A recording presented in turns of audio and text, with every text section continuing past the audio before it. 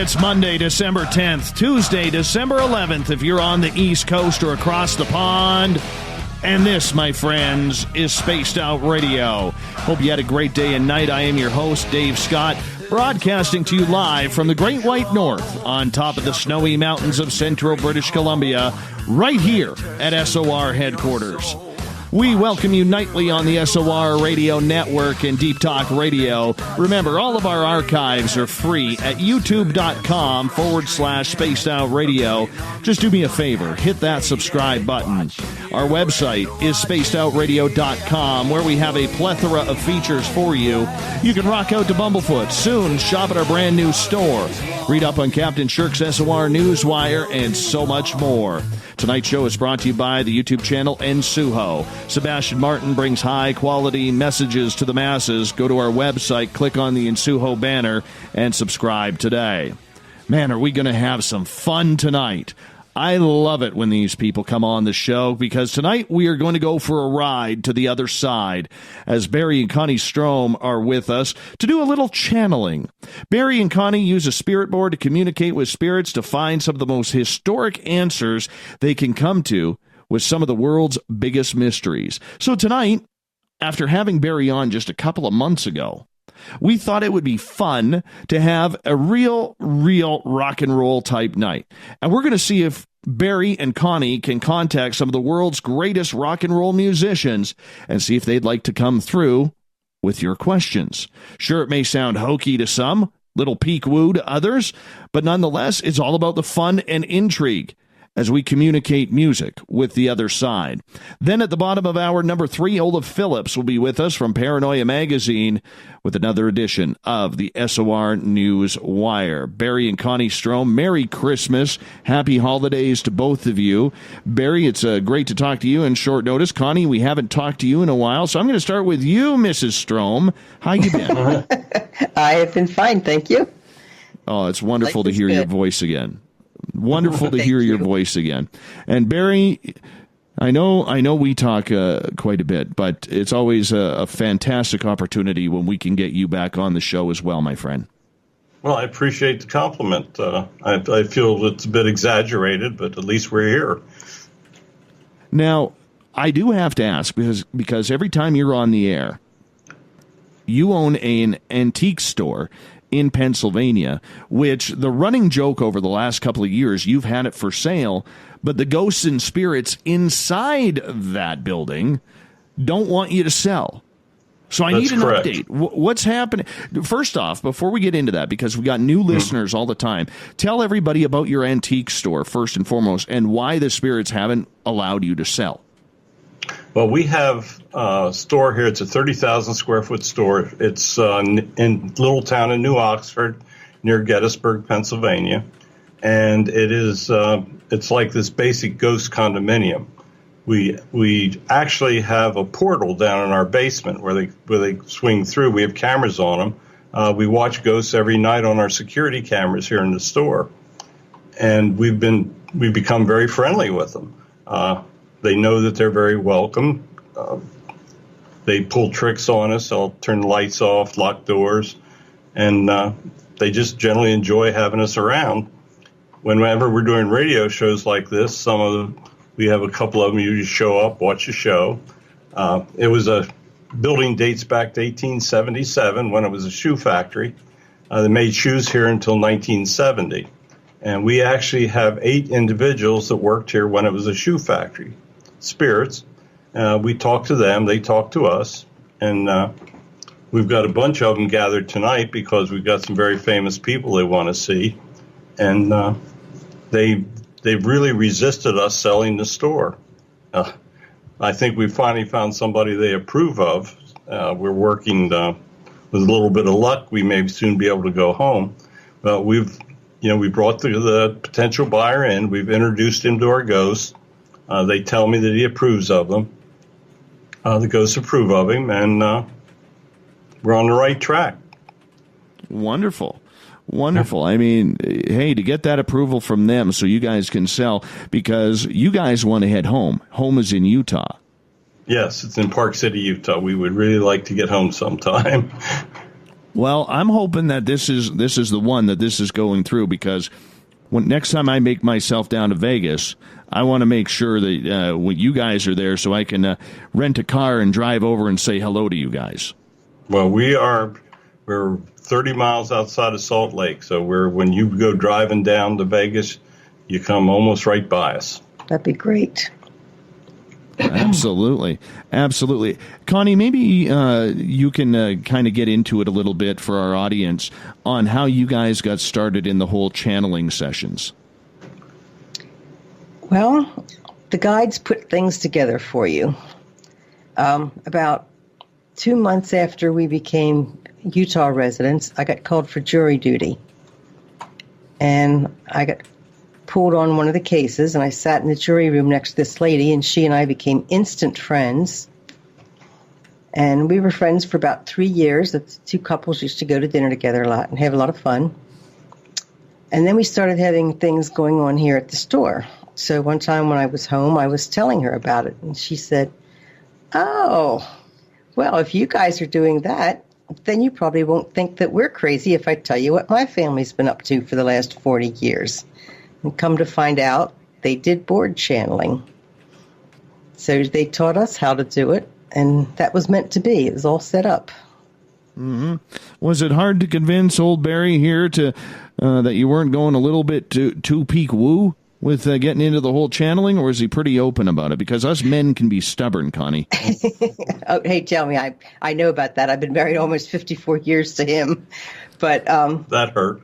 Actually, we had things happen here at the store, so he was open for it.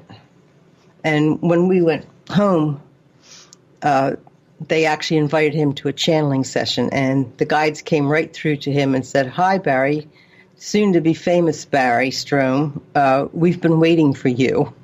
And that caught his attention. So wow. They told him he was going to write 11 books, and he's right now working on number 7. So, yeah, we got to slow Barry down. We got to slow Barry down on that. Yeah, that's what I was thinking. I'm going to take a lot of time on the last one. Perfect.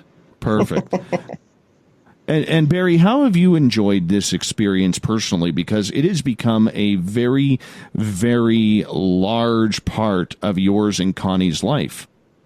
It's almost our whole life right now. It's almost incomprehensible. I mean, for the first 60 years of my life, I don't even believe in ghosts. And now we're channeling live with the most holy of the Holy Spirits. And I mean, we've been sitting there chatting with Elvis before the show started. It's almost incomprehensible. Mm-hmm. What do you say to people who are critics of yours? Because when you get into the paranormal like this and you start doing what you guys are doing, there's a lot of critics out there who will say, "Oh, you're not really getting messages, Barry. You're just, the spirit boards don't really work. That's energy coming from your fingers, and you're telling it actually what to say, even though you can't figure out how to use that part of your brain to comprehend." What do you think about that? Well, I really think that's their problem, to be honest with you. When we started doing this, our friends would have the channeling board out in Salt Lake, and we'd be on Skype here in Pennsylvania. And I would ask the questions, and they were 2,000 miles away with the board, and they would answer and tell me what was happening right here around us. And believe me, 2,000 miles is a long distance to influence the answers you're getting on a channeling board. So really, the first couple books that I wrote were based in part on information that was gathered long distance. So it took a lot of convincing for myself. I mean, keep in mind, I have a civil engineering license and a business degree and minor in statistics. So it took a while for this all to sink in myself, but it's absolutely accurate.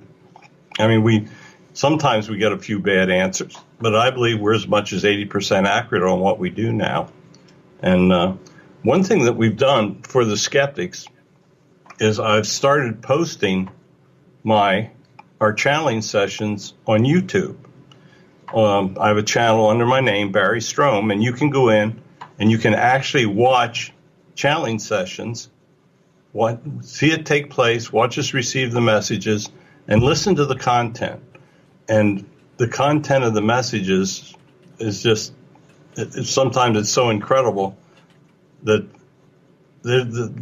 anybody that has doubts after they listen to many of these sessions, or they're beyond ever be able to believe in anything like this. But it's we just lay it out so you can see it. Connie, how much do you believe? How much are you convinced that these are truly messages from the other side? I'm totally convinced. Because things come through that I have never talked about. They tell me what's on my mind. They tell me I'm having trouble sleeping because of a problem with my dad. My dad's 97 years old, and he's in the process of passing. And it's very difficult. And they tell me what I'm worrying about and why I don't need to worry quite as much as I am. Yeah, the other night we sat down to channeling board. She sits down and said, I had something I wanted to ask, and I forget what it is. And our guide, Laura, told her what she forgot. And she was absolutely right. And she was dead on. So it's we just have so much amazing stuff going around us that if you could be 110% convinced, that's about where I am right now. Very cool. Very cool. And in all of the people whom you have channeled, and we're going to get to your channeling sessions here after our break at the bottom of the hour, but out of all the people you have channeled, Barry and Connie, we'll start with you on this one. Who are some of your favorites and why? Well, this might knock your socks off, but we've actually been channeling with Jesus, and that knocks my socks off.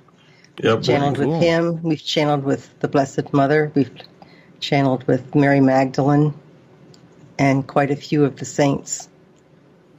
And wow. The amazing part of it is when they're here, we can actually feel their energies. And I mean, sometimes you just have tears running down your face from the energy that you're feeling when these spirits are with us. Especially when Jesus is close by. Yeah, as you can imagine, it took a lot of getting used to the first time that he came through for us. It's like, who? It was hard to believe. It is. And I think that's where a lot of people will say, are you really sure that you were able to get that done? Because that sounds a little unrealistic. Why you? Why not someone else? You know what I'm saying? Why would Jesus go to a spirit board if so many religious people out there say that it is such an evil, evil demonic board? Well, I can tell you the history of how all the story of a board channeling being evil. Board channeling's been around forever. The Chinese did it 2,000 years ago.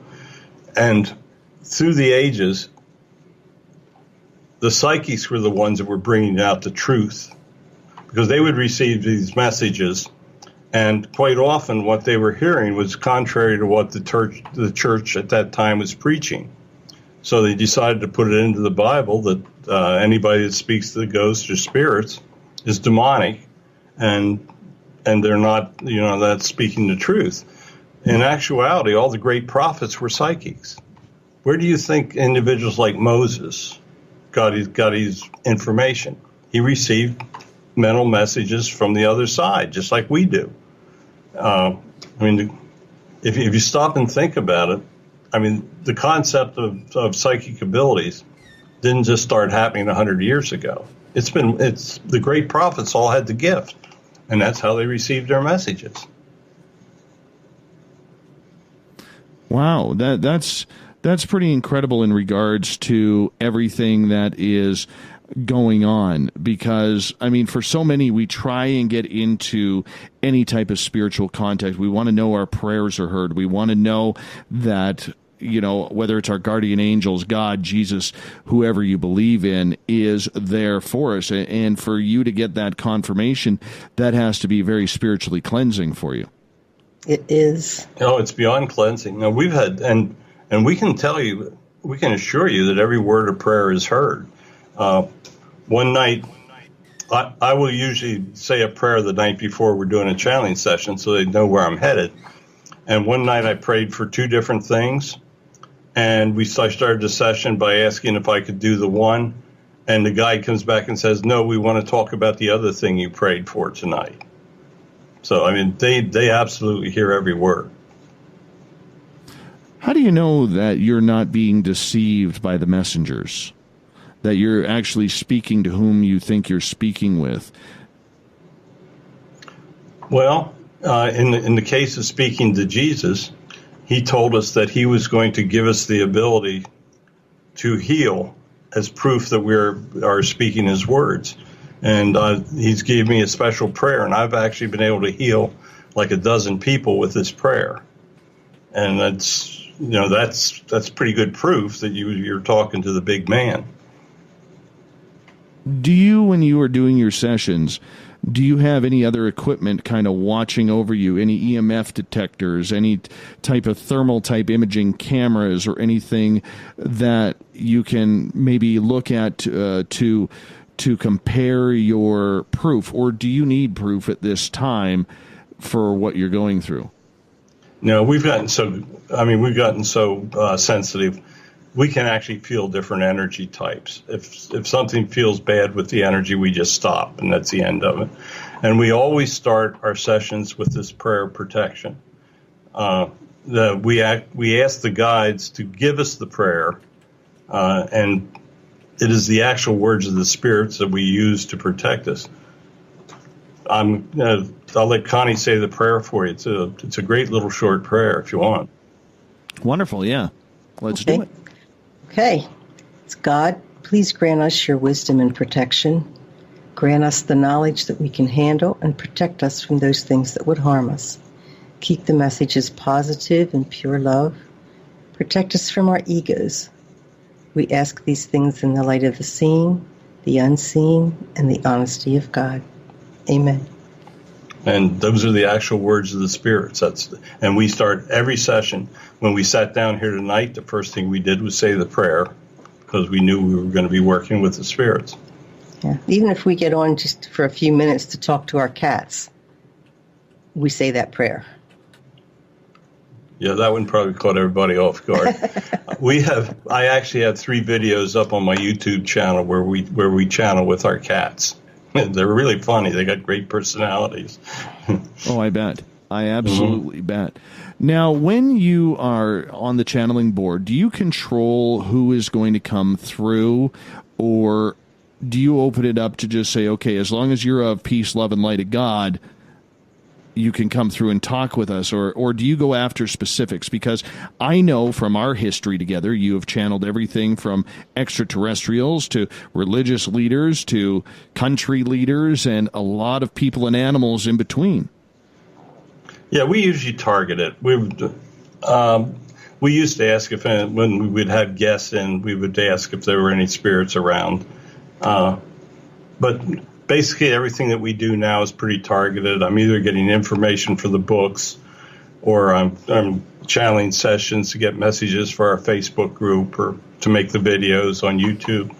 So really we don't do too much of the leisure stuff anymore. It's all really targeted. Like tonight, you gave me a list of prospective guests that we'd have. I went to the guides, and they told us which ones wouldn't be available. So it's all targeted like it'll be tonight. So when we are focusing on that and we are putting that energy into who we want to speak with tonight, I believe I gave you a list of about, oh goodness, what was it, about 10 or 15 rock and roll legends or music legends, I should say, that have crossed over to the other side. So when you look at that, how do you go about getting that agreement or disagreement? Because one of the ones that we're going to get into, and we only got about 3 minutes before we got to go to break, but John Lennon said that he did not feel like he wanted to come through. Why would a spirit turn that opportunity down? I don't know. We have no clue. But apparently they went out and asked him, and Frank Sinatra had a question mark whether he would, and the guy came back tonight and said that he's agreed that he'll come through for us tonight. So you got free will on the other side. You can do what you want. Maybe Lennon just thought what we're doing is beneath him. Who knows? Or maybe he's just not ready. That's That another could be, possibility. Do you ever get spirits telling you why they don't want to come through and communicate? No. Generally, when they don't come through, we don't know. We have tried to talk to people already that have been dispersed, that have been sent to the lower level. And once they're down there, they can't communicate. So, in those cases, sometimes they've been reincarnated. Yeah, in those cases, we know why they can't come through. Have a lot of those spirits that we have got on that list, do they tell you if they've been reincarnated? Oh, everyone's been reincarnated. You've literally had millions of lifetimes. Your energy has been around since the beginning, and humans only been here for 250,000 years. So, where do you think your soul was in those 3 billion years before humans walked the earth? Well, they were on other planets. Hopefully in a bar in early Vegas casino somewhere. That's just me. Me. No, go ahead. Yeah, go ahead, Barry. No, please go ahead. No, I was just going to say that we usually, when we're doing these Holy Spirits, we usually ask if they've ever have reincarnated since they walked the earth with Jesus, and many of them will tell us that they have actually had reincarnated at the time of Moses. 2 or 3 of them had actually assisted Moses in his journey with the Jewish people. Interesting. Very, very interesting. We only got about 35 seconds here before we got to go to our break. How much fun, Barry, do you guys have with this? How much entertainment do you get? We enjoy the miracle. Every time we sit down and start to do this, we know that it's a miracle, and it's a real kick to be able to do it. It's beyond our imagination. We're doing things I absolutely never, ever comprehended. We just feel very blessed to be given this gift. Even the fact that I've been able to write books. I got lousy grades in English. I can't spell. So, I've almost got my 7th book finished. So spell check's awesome. Great. Yeah, it's all a miracle. And on that note, we'll be back with more Barry and Connie Strohm. We're going to be channeling, see which music legend is going to come through for us for messages from the other side. We'll be back with more Spaced Out Radio right after this.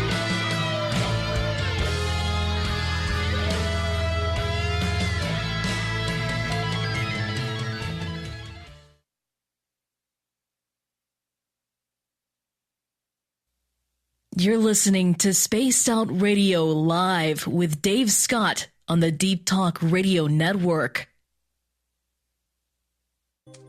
We're bringing scientific thought to the paranormal. Hi there, this is Spaced Out Radio scientist Chris Cogswell. Join me, Chris Zuger, and Dave Scott the second Wednesday of every month, where we break down the who from the woo when it comes to everything paranormal. We'll investigate and try to bring sensible answers to those straight and sometimes outlandish questions people have. Hey, not everything has an answer, but we'll do our best. Listen in to Reality Paranormal only on Spaced Out Radio.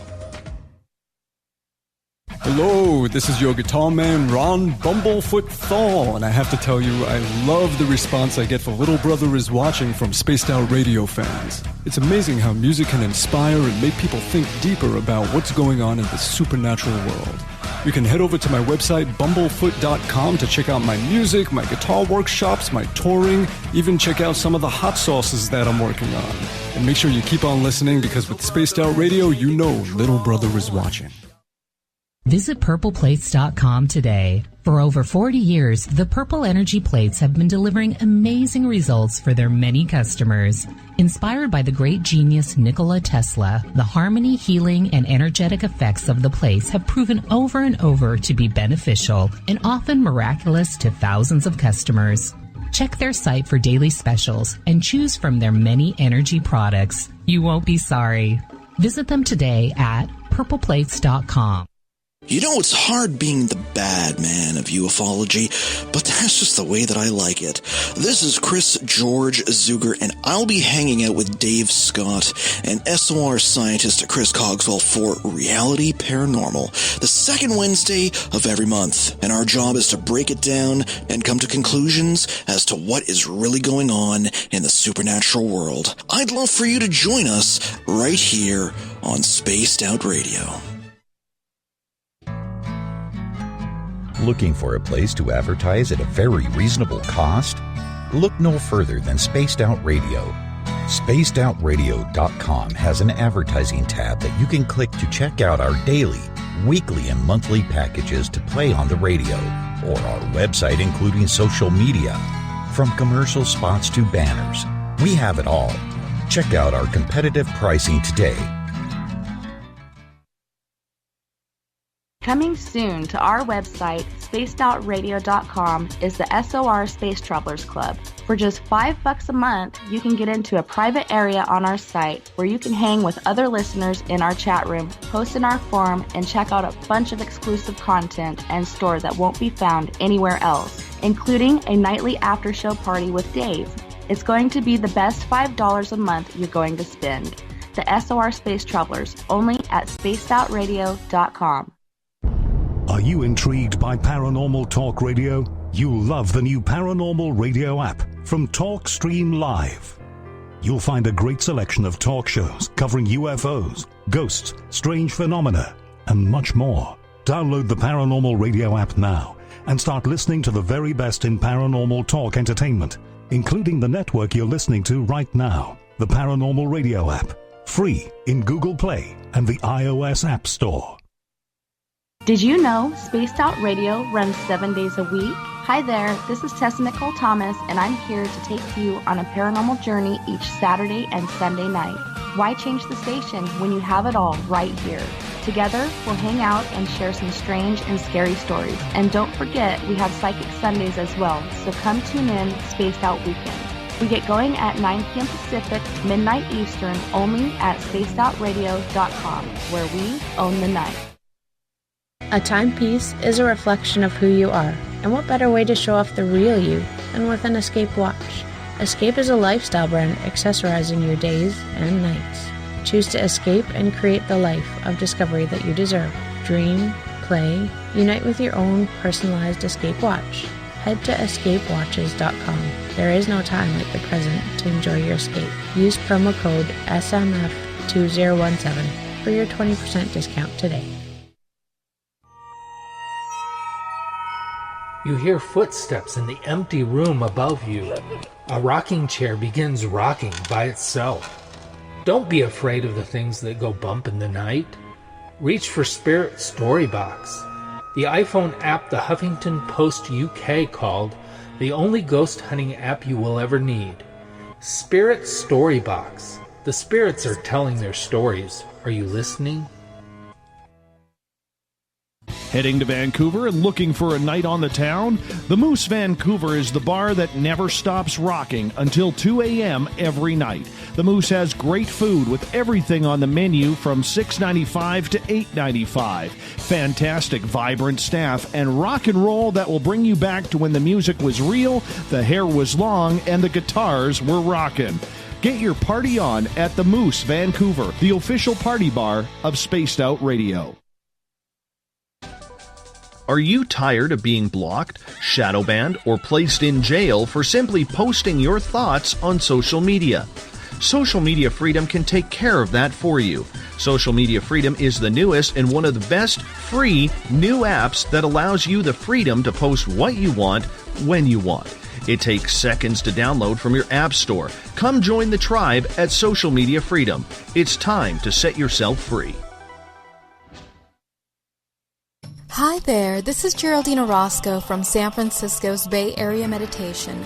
I invite you to join me the first Tuesday of every month with Dave Scott for Spaced Out Radio's The Spiritual You. In this fast-paced world we live in, it's time for you to take some time for you. We'll cover every possible subject from powerful meditation to healing techniques to your own intuition and spirituality. So come join us for The Spiritual You.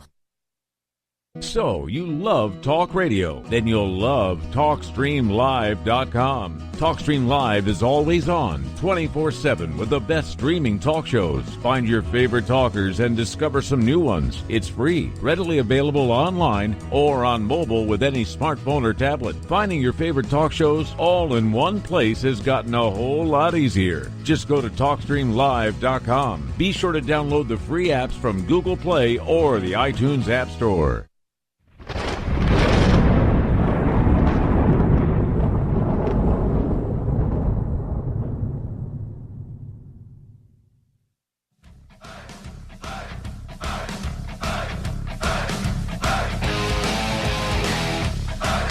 Welcome back to the second half hour of Spaced Out Radio tonight. I am your host, Dave Scott. We're getting into channeling, and we're going to go for the top right off the bat, the king of rock and roll, as we bring in Barry and Connie Strohm, who are sitting cozily in their luxury high-view apartment, looking over the lands of Pittsburgh, Philadelphia, and every small town in between Pennsylvania. How you doing, Barry and Connie?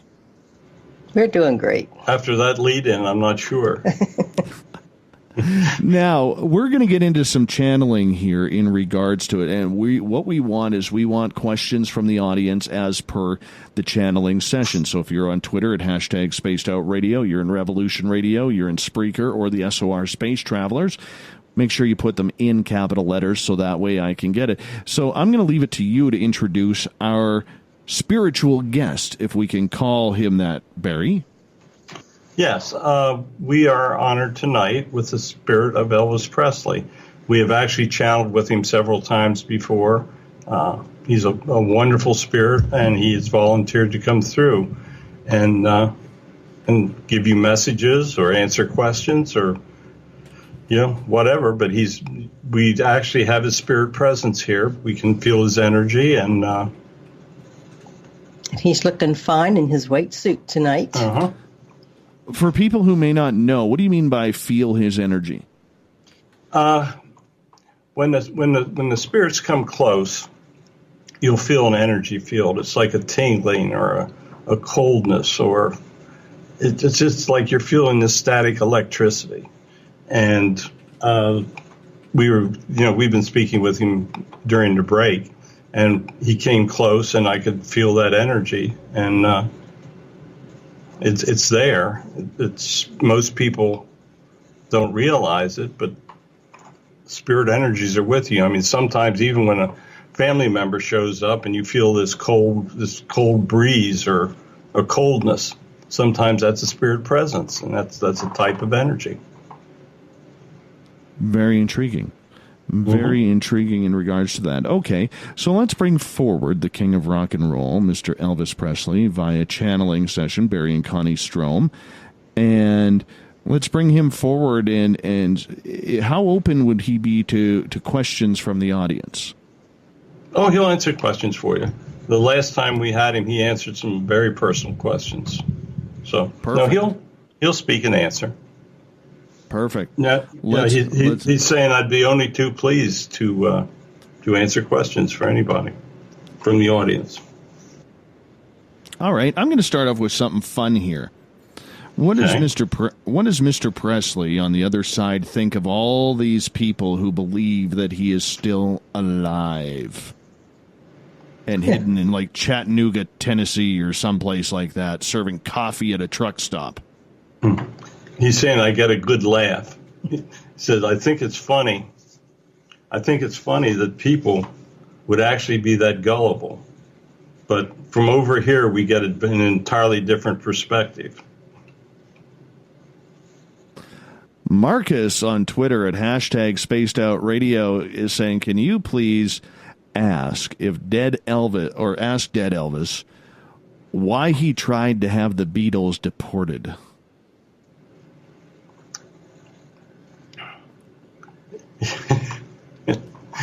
He's saying I really didn't like their music.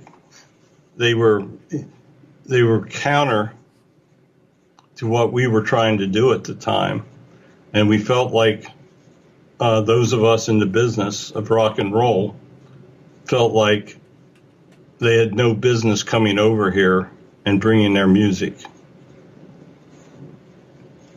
Yet it changed an entire landscape. Right. He said, up until they made their appearance, we were kings. Rock and roll was king. When they came over, it all started to change. Interesting. Very Perhaps interesting. we now know why John Lennon didn't want to come. Yeah. He probably did not want to be in the same room with Elvis. That ties that together, doesn't it? Mm-hmm. With Elvis, why is he still on the other side? Why has he not reincarnated? See, I don't feel any rush to come back.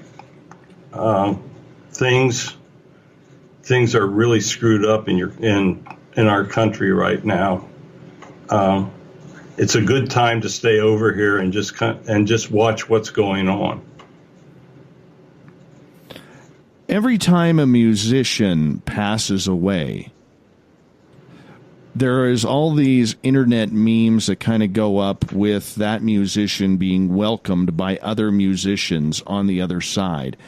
I think of, recently Vinnie Paul, the rock and roll drummer who died of a heart attack, and there was a meme there with Jimi Hendrix and his brother Dimebag Darrell, who's on the other side, and a number of other rock stars that have been there saying, "Hey, boys, we just got a great drummer for our band." Do things like that actually happen, or is that a real human wish? No, we actually know when some of our spirit friends are coming over to join us. We actually do greet some of them. Of course, it'll always depend on who it is, but we do greet them when they come through. Very cool. Mm-hmm. Very cool. Are there a bunch of concerts going up? Like if we were all on the other side, could we watch Elvis perform? Could we watch Freddie Mercury perform, or Jimi Hendrix, or Janis Joplin? Do we have that opportunity, or are they on resting hiatus because that incarnation has left? No, sometimes we get together. It's actually a good time over here. It's much different. We just have to think of what we want to do.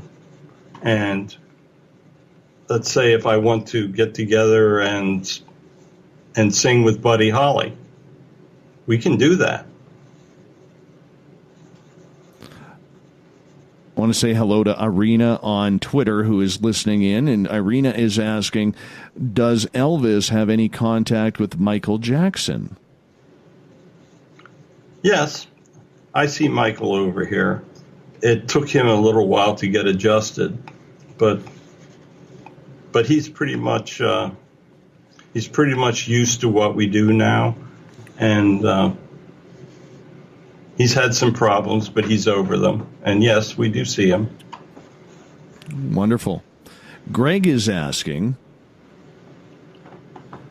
from Twitter, what does Elvis think about the tour with the Philharmonic Orchestra playing his music? Greg says he has seen it, and it is fantastic.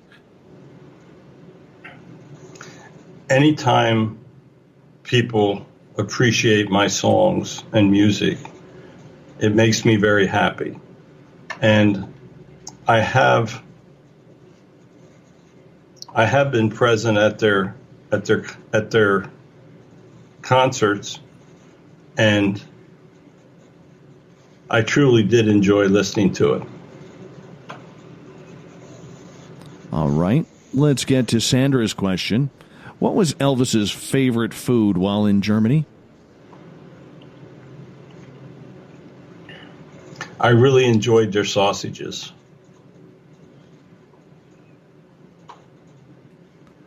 Uncle Dale, who has a really nice mustache, by the way, and a goatee going on right now. We always like to compliment him on that.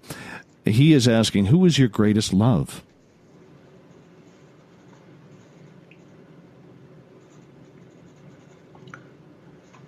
I had several. I had several that I loved. Unfortunately, sometimes I did not treat them the way they should have been treated. My greatest love is for Priscilla. Kevin or Kevin's beard, they're two separate entities. He is asking, and I never know which one is actually asking the question. I'll say this one's from Kevin's beard. He is asking, Elvis, why did you call your grandmother Dodger? That comes from when I was a child. We used to play ball.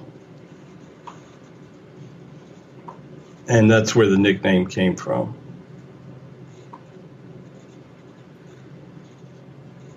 Brett wants to know, what do you think of Led Zeppelin?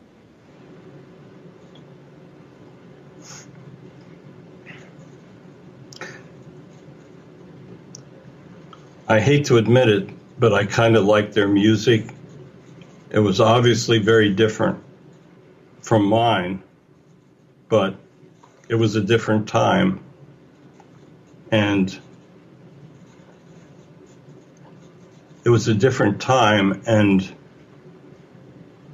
I actually enjoy it. And yet you don't like the Beatles? No. I think I answered that before. Excuse me. I am battling a little bit of a cold, and I thought I hit my mute button there, but it apparently did not. All right, let's move on to another question here. How you doing? Marty wants on Twitter at #SpacedOutRadio wants to know how you're doing without, or are there any peanut butter and banana sandwiches up there? Of course, it's whatever we want. All we have to do is think about it, and we have it. Even though we don't have to eat, every once in a while, you like to do the things that you did in life. All right. Sharon is asking, do you have any regrets of not doing something in this incarnation as Elvis before you passed away? Yes. I truly regret that I let the drugs get to me. I should have stopped. I knew I was headed for trouble, but I was just too addicted. What's your perception, Mr. Elvis, about your headstone middle name being misspelled and your family never changing it? Because that's what adds to the conspiracy surrounding whether or not you are still alive. That was the problem. They gave the name to the person that made the grave, the headstone, and it was his mistake. And little things like that really don't matter. Do you still wander around Graceland? Of course. I spend quite a bit of time there. So the photos of your potential spirit walking around that people claim they have photographed, are those real or are those fake? No, occasionally I take form. I enjoy the look on people's face when they actually get to see my spirit. So no, some of those pictures are real. All right. Bill has a question. He is asking, what is Elvis's thoughts in regards to Lisa Marie marrying Michael Jackson and Nicolas Cage?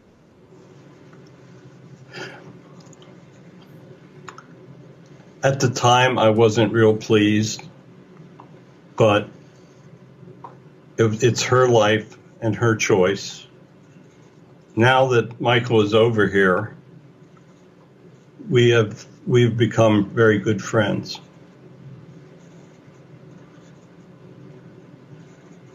We'll ask one more question before we move on here, if you don't mind. Okay. And this one will come from Sandra in the chat room. And she is asking, is your twin with you on the other side? Yes. He is definitely here. He was actually waiting for me when I came over. And I thoroughly enjoy his presence. We appreciate you coming on through, Mr. Elvis. Thank you to you. He's saying, I thoroughly enjoyed it, and if you would like to speak to me sometime in the future, I would be more than happy to return. Thank you so much. Now, Mr. Barry, we'll bring you back. Okay. I'm back. We got about 6 minutes before we're going here to our break at the top of the hour. I want to see who else should we get to or start and then bring in through the break. I'm just looking at our list here. I think Prince is here. All right. Let's bring him in so we can party like it's 1999. Prince, are you with us? Yes. I want you to know that Elvis and I have gotten to know each other over here, and he is a fine soul. And when the guides asked me to come through, I agreed that I would come and answer some questions for you. Wonderful. Thank you so much. You're welcome. You haven't been on the other side for that long. What do you like about it over there? What I like about it is that everybody gets along. It's not like when I was on your side, all of the petty bickering and jealousies. Over here, it is totally different. In what regard, boss? It's everybody gets along. There is no evil over here on this side.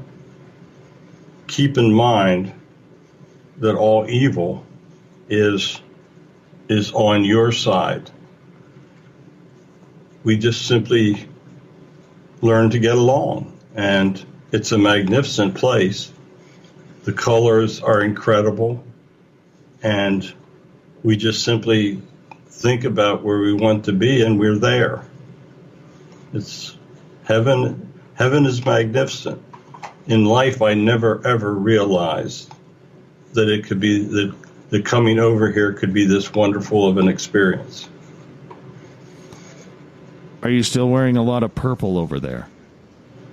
Yes, I always liked purple. Wonderful. Wonderful. So, do you jam over there? Do you get the guitar because you could play any instrument in a band? Who do you like to jam with over there?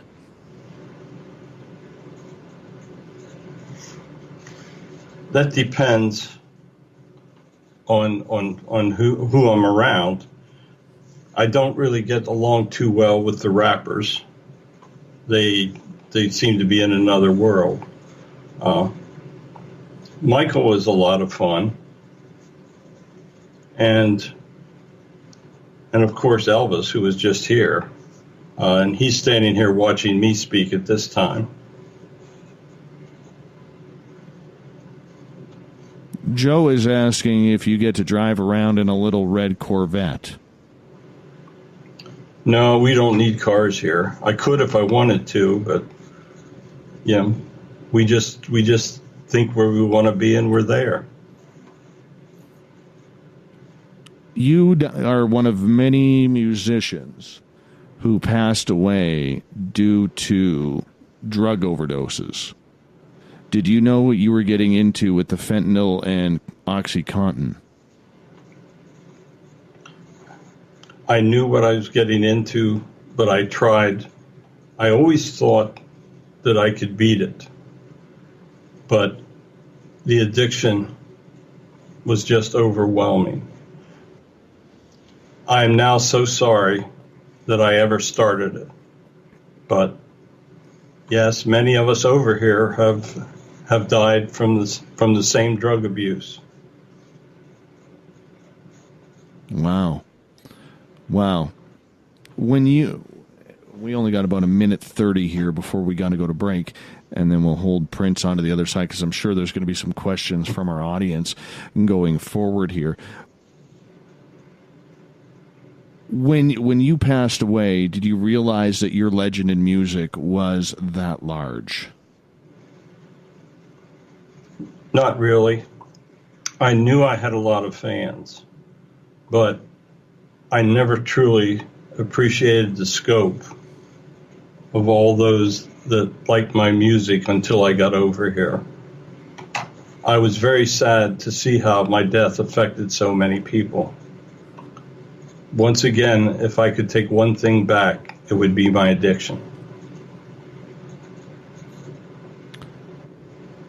Who welcomed you over to the other side when you got there? Mostly it was my family members. Jimi Hendrix was here, and several others. But mostly I was welcomed by my family members. So when you're walking around up there and you, say, walk past somebody like Glenn Frey or, Jerry Garcia or Hendrix or Morrison or Joplin or whoever it may be, do you stop and talk to them? Do you go pick up an instrument and start playing? How does that work for you? No, we generally just have a conversation. We have so much in common, and sometimes we reminisce if we knew each other in life. If not, we talk about just about things, just like you would if I was on the other side. And on that note, Mr. Prince, I'm going to get you to hold on. Barry, Connie, hold on. More channeling rock and roll legends on Spaced Out Radio in hour number 2 coming up.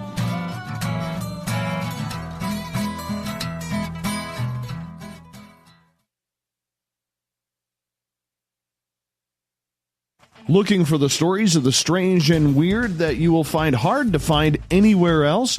Check out the SOR Newswire on our website. Our writers, led by Captain Shirk, are scouring the world for the oddest and most bizarre stories we can find.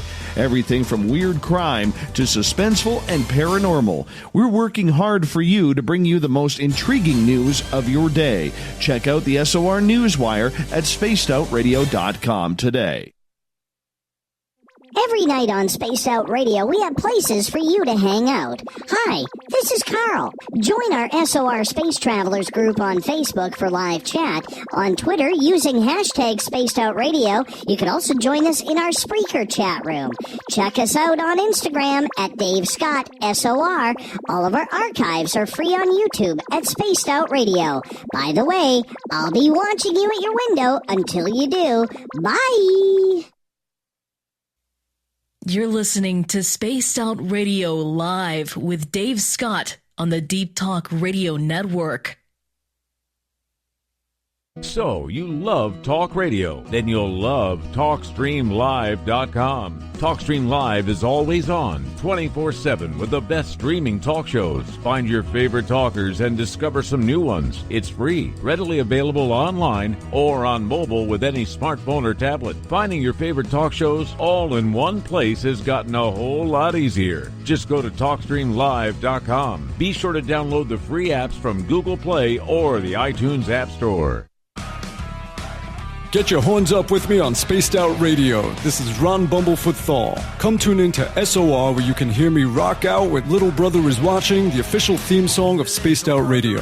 And then come on over to bumblefoot.com where you can find out about my tour schedule, my music, and everything else. Bumblefoot.com keeps you up to date on what I'm doing and the best way to stay in touch with my music and music camps. Sign up for my newsletter at bumblefoot.com and remember, Little Brother Is Watching. We are getting ready to relaunch the SOR Space Travelers Club at spacedoutradio.com. For $5 a month, you can join us for a plethora of features found nowhere else. Hang out in a private chat room during the show and after party. You can check out some exclusive content and a store specifically for you, as well as a private listener forum where you can post your thoughts, stories, and pictures. the SOR Space Travelers Club, coming soon to spacedoutradio.com. You hear footsteps in the empty room above you. A rocking chair begins rocking by itself. Don't be afraid of the things that go bump in the night. Reach for Spirit Storybox, the iPhone app the Huffington Post UK called the only ghost hunting app you will ever need.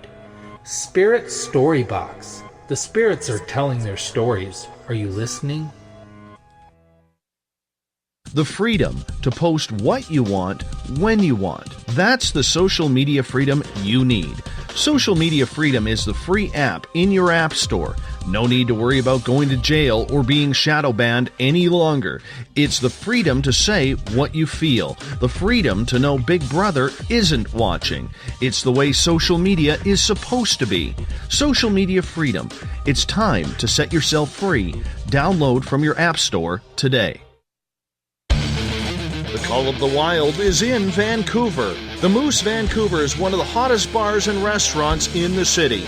Open until 2 a.m. nightly, the Moose will rock you like a hurricane all night long. Great food with everything on the menu at $6.95 near the corner of Nelson and Granville. Get your horns up and come rock with us. The Moose Vancouver, the official rocking bar of Spaced Out Radio. Visit purpleplates.com today. For over 40 years, the Purple Energy Plates have been delivering amazing results for their many customers. Inspired by the great genius Nikola Tesla, the harmony, healing, and energetic effects of the plates have proven over and over to be beneficial and often miraculous to thousands of customers. Check their site for daily specials and choose from their many energy products. You won't be sorry. Visit them today at purpleplates.com. Find your escape where time has no limits. It's about living today and cherishing the heritage of yesterday. A spirit of adventure for what is new with the nostalgia of the past. Your timepiece is a reflection of who you are. Life surrounded by beauty from the world around us to the soul within. EscapeWatches.com. There is no time like the present to enjoy your escape. Use promo code SMF2017 for your 20% discount today. On the first Tuesday of every month, I encourage you to come along for a journey with me, Geraldine Orozco, on The Spiritual You. Together, we will take a look at how to access the highest expression of yourself and change your life. Consciousness, ET contact, health, and wellness, we can talk about it all. So come along for a spiritual ride with me, Geraldine Orozco, on The Spiritual You, only on Spaced Out Radio. Do you want to know what's really going on in your world? Do you have questions about who you can trust in the mainstream media? Then look no further than the Rebel Planet. Come get the straight answers right here at spacedoutradio.com. Join me, Jamie Sexton, creator of Rebel Planet News, as I fill you in on the stories behind the stories. All you truth seekers, be sure to tune in to Rebel Planet on spacedoutradio.com the third Thursday of every month. Looking for a place to advertise at a very reasonable cost? Look no further than Spaced Out Radio. SpacedOutRadio.com has an advertising tab that you can click to check out our daily, weekly, and monthly packages to play on the radio, or our website including social media. From commercial spots to banners, we have it all. Check out our competitive pricing today. You know, it's hard being the bad man of ufology, but that's just the way that I like it. This is Chris George Zuger, and I'll be hanging out with Dave Scott and SOR scientist Chris Cogswell for Reality Paranormal, the second Wednesday of every month. And our job is to break it down and come to conclusions as to what is really going on in the supernatural world. I'd love for you to join us right here on Spaced Out Radio.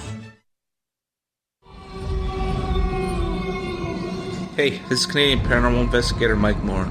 The third Wednesday of every month, I'll be teaming up with Dave Scott to bring you Ghosts of the Great White North. Each month, we will bring on guests from across Canada to discuss their ghostly encounters. Canada is a paranormal hotbed with stories you've never heard, so we're going to bring them to you. To get comfy on your Chesterfield, grab a donut and join us, eh?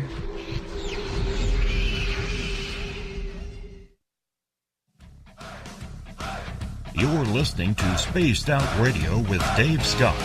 Follow Dave on Twitter at Spaced Out Radio.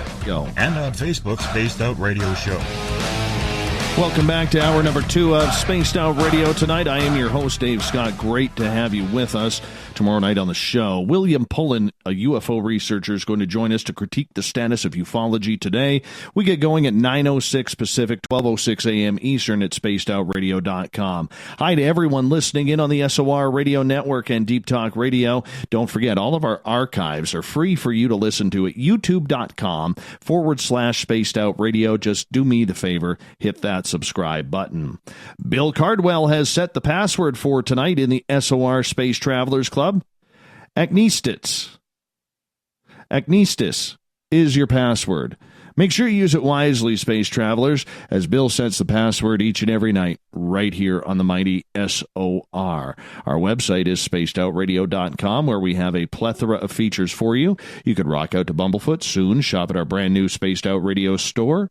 We're looking into swag tonight, actually.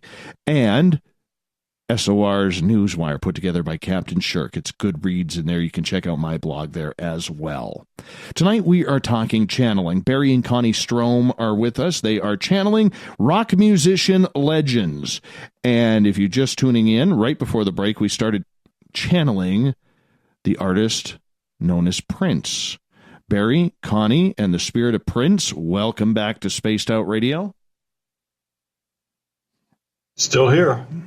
Wonderful. Wonderful to have you here. And, you know, we do have some questions from our audience, and we'd love to get those in here. Uncle Dale is asking, Mr. Prince, you were known as quite a womanizer on this side, or are you having any troubles over there? He's laughing. He's saying it's a lot different over here. We try to, when we're on your side, we try to get it out of our systems, because once we get back over here, all the good parts of knowing the girls are gone. Over here, it's really, we don't have a whole lot of sexual differentiation. Bill is asking, if you died today, how long would you have to wait to see and be with members of your family on the other side? Oh, it's immediate. As soon as you pass, your soul leaves your body, and when it comes into the heavens dimension, your family members, they were waiting for me, as they probably will be for you. But it's immediate. It doesn't take time. Now, some souls do decide to remain earthbound for a while, but that's their decision. I immediately passed over and entered. All right. And let's get to another question from Uncle Dale here. He's saying, is there any particular purpose or goal to being here or there that you have learned? Oh, of course. The whole purpose for you coming back is for your soul experience and to learn.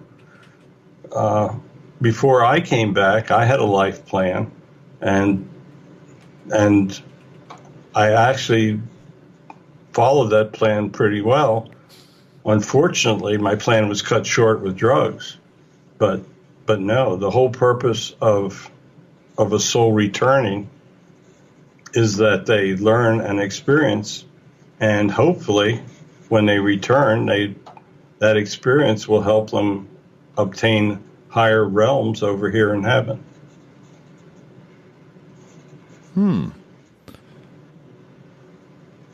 Do you get to choose what you want to be in your next incarnation? Would you come back as a musician again, or do you come back in some sort of lesson that you have to learn? No, you get to choose. No, I would not return as a musician. That is an experience now that I have lived. So At some point, I'll decide to come back, and at that time, I will get together with my guides, and we'll determine what my life plan will be. I'm not planning on returning in the very near future, but there will be a time I come back. Do you hate the thought of having to start all over again and maybe you don't end up as wealthy, maybe you don't end up as privileged or creating the same type of lifestyle, maybe you end up in poverty or physically abused? Does that scare you at all? No, that's all part of the cycle of Soul Live. We have to experience everything. It's just a matter of which lifetime you experience it. And I will have to pay for shortening my life plan. But that will all be incorporated in my future appearances as human.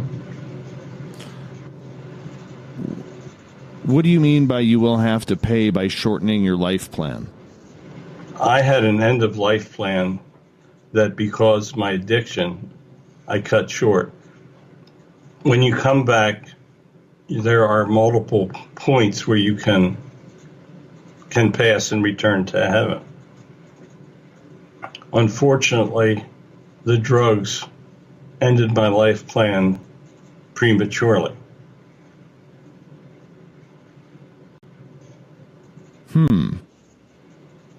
What was your favorite song you ever wrote? Oh, it's hard to tell. I really enjoyed most of them. I don't think I ever really had a favorite. Catherine is asking, were you murdered? Because there were some rumors going on about that. No, I was not murdered. It was my own foolishness. Brett is asking, were you a tool of the Illuminati, as some have rumored? No. There were times that I had to resist mob influences, but I was never considered to be part of the Illuminati.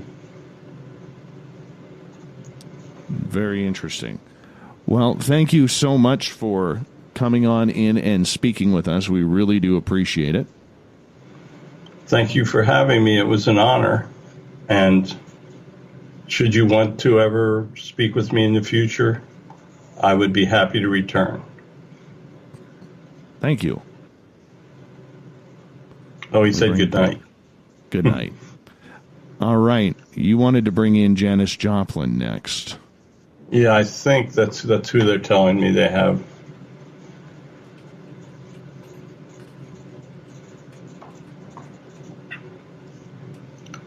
Oh, yes. I'm hearing hello. I am here. Wonderful. Although I find it very strange that I can actually have my words passed on. But anyway, here I am. The guides asked me to do this, so I am here. Wonderful. Thank you for joining us. There's a lot of people out there who miss your music and your words. Yes. I loved life, but unfortunately, I also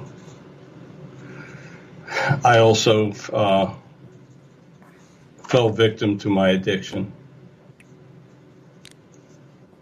What is with the addictions in rock and roll and music in general? So many talented artists end up leaving this earth because of painful addictions or overdoses. At the time, I didn't really realize just how dangerous the drugs were. Yeah, when I was in life, everyone around me was doing drugs, and I enjoyed the feeling of it. It was a way to avoid the pressure that we were feeling, and it just seemed natural. Unfortunately, I lost control of it, and it took control, and it took control of me. What was your drug of choice? I like cocaine. It was, I guess I used that more than others, although we did mix other things. I tried LSD, but I was never really happy with the results. But it was basically cocaine that got me in trouble. You were only on the music scene for a short while, and then you became a part of what has now been known as the 27 Club. Have you learned a lot about the 27 Club because there are so many of you up where you are? Yes. Sometimes many of us get together, but it's very sad. My one regret is how short I cut my life through drugs. I wish I had never tried them. I truly enjoyed life while I was there, but I just had no willpower. Did you have somebody influencing you with the drugs, or was it your own choice? Well, my members of the band were using drugs, and it was readily available through them. So I can't really blame them because it was my choice. But it's something I'm very sorry about.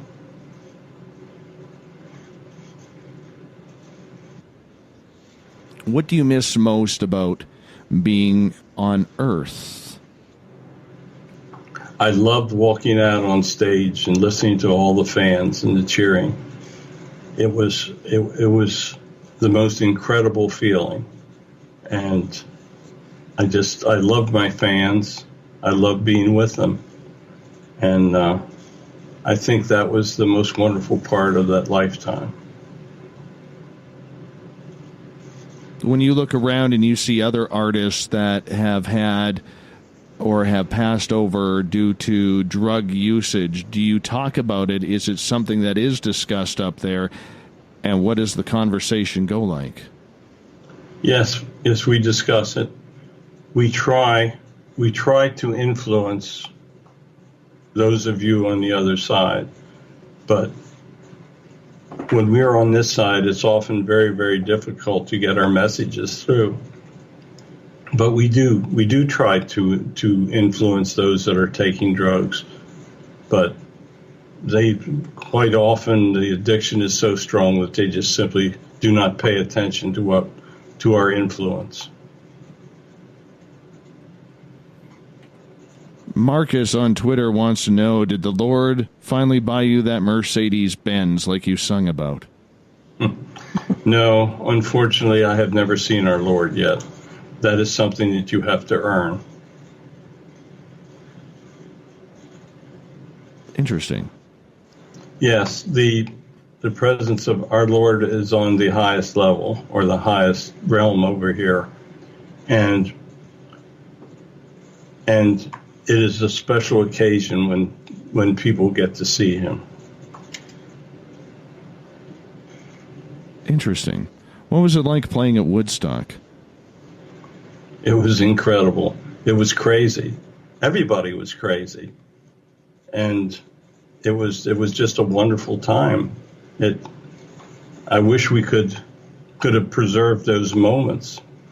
But no, I enjoyed every moment of it. Wonderful. Wonderful.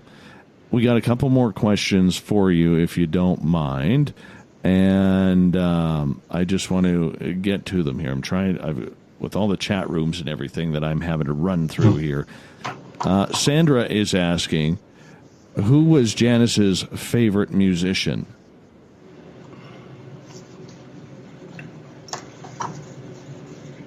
I think that would have been Jimmy.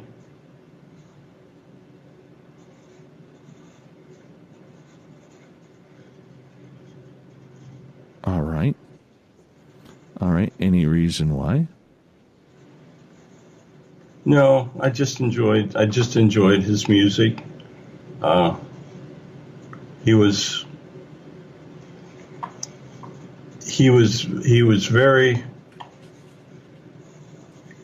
very outgoing, and his music, it was just a fun time to listen to. How many times did you guys get to party together? Every once in a while. Sometimes we see each other. There's no time over here, so it's very difficult for me to give you an assessment. All right. Bill is asking, so when we die, are we just wandering around in a big group, like we're at a huge rave? Is that how it works up there? Like all the musicians hang out together? No. When you first pass over, there are things that your soul has to accomplish. You have to judge your own lifetime, and you have to get your book of life in order. And there are many things. The first thing you will see is your family, or those that are there to welcome you. But it takes a while to adjust. First of all, things are very, very different here, and you have to get used to it. Bill is asking, why did you drop a beer bottle off a bridge when a boat was going by underneath in Texas years ago? I was high on drugs.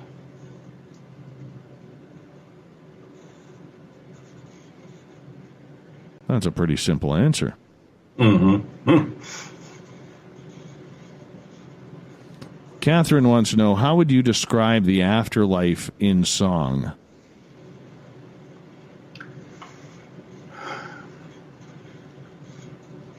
In song. She's saying that is very difficult to answer. When we get together, we still sing as we did when we were on your side.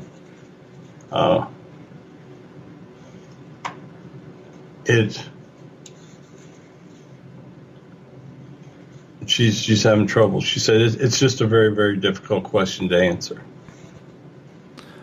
Goddess Michelle is asking, are you waiting for someone?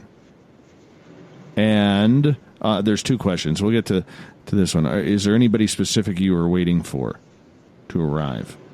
No. It's inevitable that everyone returns over, and it's just a matter of fact that anyone who is on your side will come over to us. And no, I can't really say I'm waiting for anyone to return. One more question from Goddess Michelle, or pardon me, Greg is asking, how did Janis get the nickname Pearl?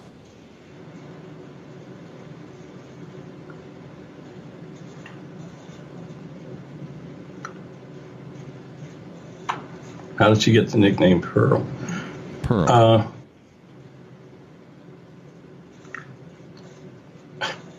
She's smiling, and I think this is like a weird answer, but she's saying I had pearly white teeth. And that was, people used to comment about how white my teeth were, so they called me Pearl. That was a weird answer. Totally. I wasn't expecting that. I was not expecting. I wasn't either. Mm-hmm. We only got about 3 minutes here before we have to go to break, so we'll ask one or two more questions of Janis before we switch it up when we come out of break at the next half hour here. But is there anything in your music career on this side that you wanted to accomplish but didn't get to? A lot. I'm sorry I left so just as I was getting started with my career. I would have loved to have been able to stay. And I just so miss being on the stage and seeing all those wonderful fans.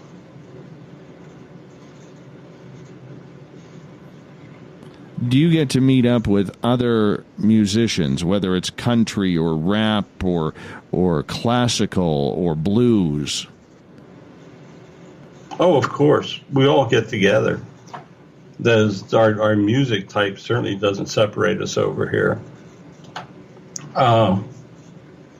Many of she's saying, I enjoy actually being with Johnny Cash is a lot of fun. And obviously his music was nothing like mine. Has it made more of an appreciation for the love of music? I've always loved music. I guess you could say that it made me, now that I'm over here, I'm more appreciative of the different types of music. But music is just a wonderful thing for everyone.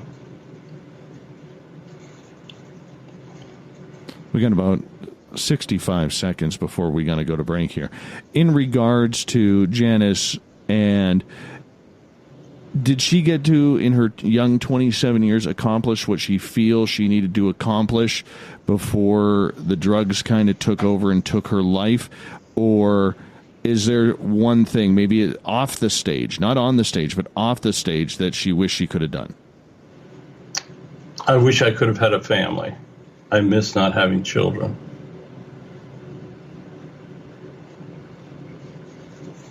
Yeah, I guess that would be a big one for a lot of people. Mm-hmm. Yeah. So I feel very sorry that I cut my life short before I could enjoy having children. Well, that's kind of cool. Mm-hmm. That's kind of cool. And I think we will have to say goodnight to Ms. Janis Joplin. Okay. Thank you, Janis. Thank you so much for coming on in.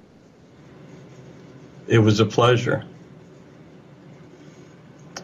She's saying, I wish I could see each of your listeners in person. Come on by. We're always rocking and rolling here. Anytime. The studio is always open. I'll leave the mic on so you can record. Oh, she's saying I love Bumblefoot. Wonderful. Well, she got good music taste. That is very true. That is very, very true. Barry, Connie Strohm, you guys hold on. We are going to come back after this break with more channeling. Maybe we're going to get more into hip-hop right after this on the Mighty SOR.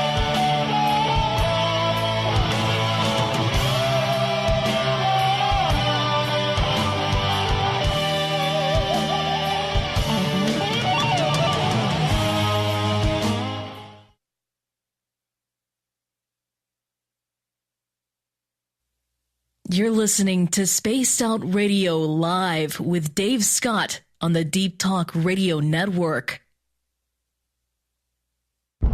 Are you intrigued by Paranormal Talk Radio? You'll love the new Paranormal Radio app from TalkStream Live. You'll find a great selection of talk shows covering UFOs, ghosts, strange phenomena, and much more. Download the Paranormal Radio app now and start listening to the very best in paranormal talk entertainment, including the network you're listening to right now, the Paranormal Radio app, free in Google Play and the iOS App Store. Did you know Spaced Out Radio runs 7 days a week? Hi there, this is Tessa Nicole Thomas, and I'm here to take you on a paranormal journey each Saturday and Sunday night. Why change the station when you have it all right here? Together, we'll hang out and share some strange and scary stories. And don't forget, we have Psychic Sundays as well, so come tune in Spaced Out Weekend. We get going at 9 p.m. Pacific, midnight Eastern, only at spacedoutradio.com, where we own the night. Hi there, this is Geraldine Orozco from San Francisco's Bay Area Meditation. I invite you to join me the first Tuesday of every month with Dave Scott for Spaced Out Radio's The Spiritual You. In this fast-paced world we live in, it's time for you to take some time for you. We'll cover every possible subject from powerful meditation to healing techniques to your own intuition and spirituality. So come join us for The Spiritual You. A timepiece is a reflection of who you are, and what better way to show off the real you than with an Escape watch? Escape is a lifestyle brand accessorizing your days and nights. Choose to escape and create the life of discovery that you deserve. Dream, play, unite with your own personalized Escape watch. Head to escapewatches.com. There is no time like the present to enjoy your escape. Use promo code SMF2017 for your 20% discount today. Coming soon to our website, spacedoutradio.com, is the SOR Space Travelers Club. For just $5 a month, you can get into a private area on our site where you can hang with other listeners in our chat room, post in our forum, and check out a bunch of exclusive content and store that won't be found anywhere else, including a nightly after-show party with Dave. It's going to be the best $5 a month you're going to spend. The SOR Space Travelers, only at spacedoutradio.com. Visit purpleplates.com today. For over 40 years, the Purple Energy Plates have been delivering amazing results for their many customers. Inspired by the great genius Nikola Tesla, the harmony, healing, and energetic effects of the plates have proven over and over to be beneficial and often miraculous to thousands of customers. Check their site for daily specials and choose from their many energy products. You won't be sorry. Visit them today at purpleplates.com. Looking for a place to advertise at a very reasonable cost? Look no further than Spaced Out Radio. SpacedOutRadio.com has an advertising tab that you can click to check out our daily, weekly, and monthly packages to play on the radio, or our website including social media. From commercial spots to banners, we have it all. Check out our competitive pricing today. We're bringing scientific thought to the paranormal. Hi there, this is Spaced Out Radio scientist Chris Cogswell. Join me, Chris Zuger, and Dave Scott the second Wednesday of every month, where we break down the who from the woo when it comes to everything paranormal. We'll investigate and try to bring sensible answers to those straight and sometimes outlandish questions people have. Hey, not everything has an answer, but we'll do our best. Listen in to Reality Paranormal only on Spaced Out Radio. Hello, this is your guitar man, Ron Bumblefoot Thal, and I have to tell you, I love the response I get for Little Brother is Watching from Spaced Out Radio fans. It's amazing how music can inspire and make people think deeper about what's going on in the supernatural world. You can head over to my website, bumblefoot.com, to check out my music, my guitar workshops, my touring, even check out some of the hot sauces that I'm working on. And make sure you keep on listening, because with Spaced Out Radio, you know Little Brother is watching. You hear footsteps in the empty room above you. A rocking chair begins rocking by itself. Don't be afraid of the things that go bump in the night. Reach for Spirit Storybox, the iPhone app the Huffington Post UK called the only ghost hunting app you will ever need. Spirit Storybox. The spirits are telling their stories. Are you listening?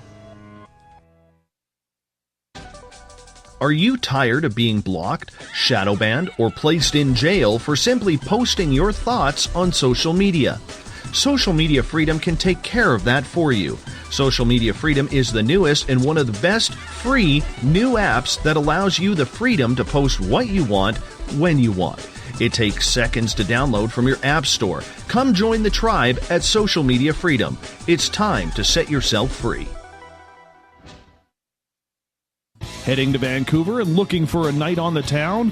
The Moose Vancouver is the bar that never stops rocking until 2 a.m. every night. The Moose has great food with everything on the menu from $6.95 to $8.95. Fantastic, vibrant staff and rock and roll that will bring you back to when the music was real, the hair was long, and the guitars were rocking. Get your party on at the Moose Vancouver, the official party bar of Spaced Out Radio. So, you love talk radio? Then you'll love TalkStreamLive.com. TalkStream Live is always on, 24/7, with the best streaming talk shows. Find your favorite talkers and discover some new ones. It's free, readily available online or on mobile with any smartphone or tablet. Finding your favorite talk shows all in one place has gotten a whole lot easier. Just go to TalkStreamLive.com. Be sure to download the free apps from Google Play or the iTunes App Store. You know, it's hard being the bad man of ufology, but that's just the way that I like it. This is Chris George Zuger, and I'll be hanging out with Dave Scott and SOR scientist Chris Cogswell for Reality Paranormal, the second Wednesday of every month. And our job is to break it down and come to conclusions as to what is really going on in the supernatural world. I'd love for you to join us right here on Spaced Out Radio.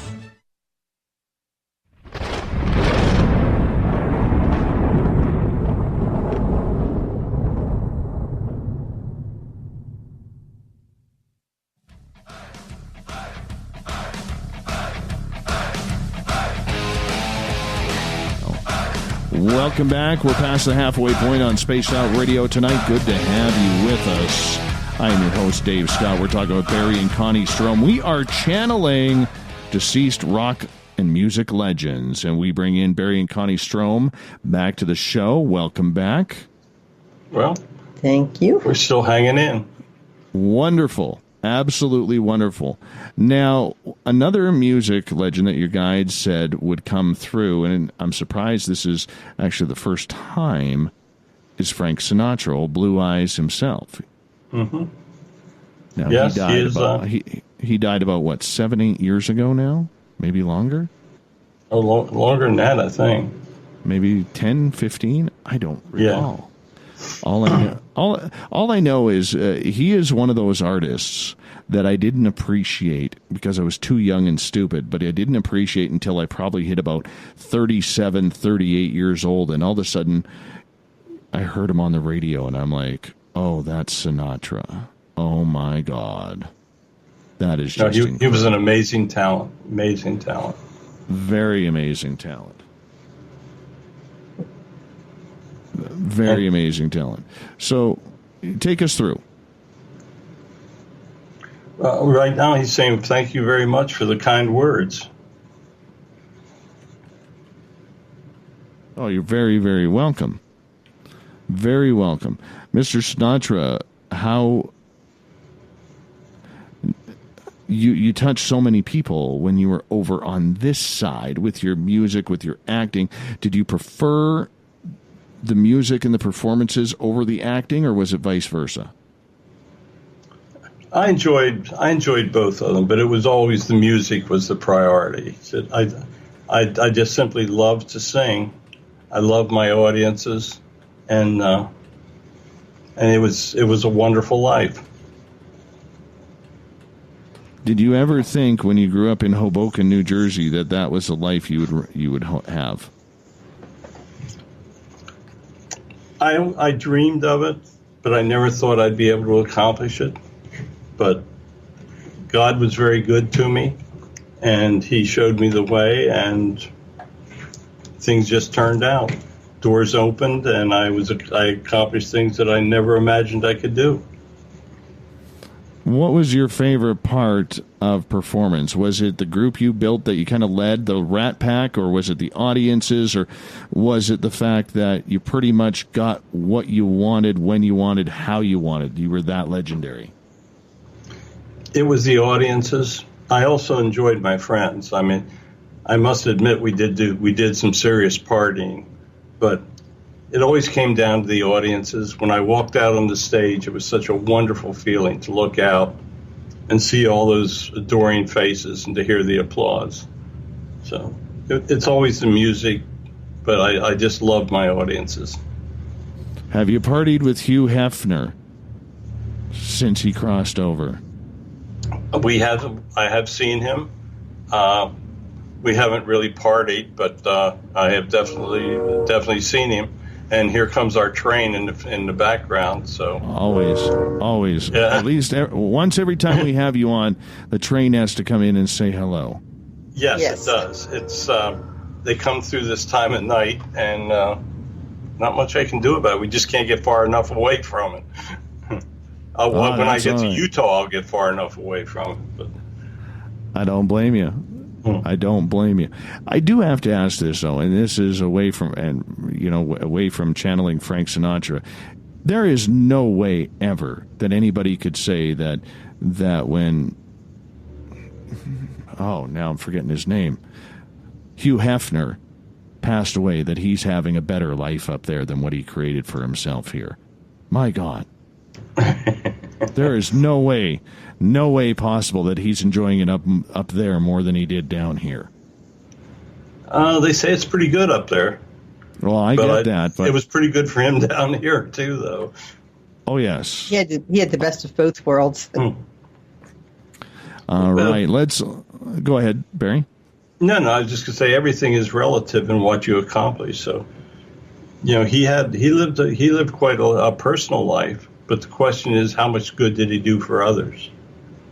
Well, either way, I would still say that there is no way people are saying he's better off.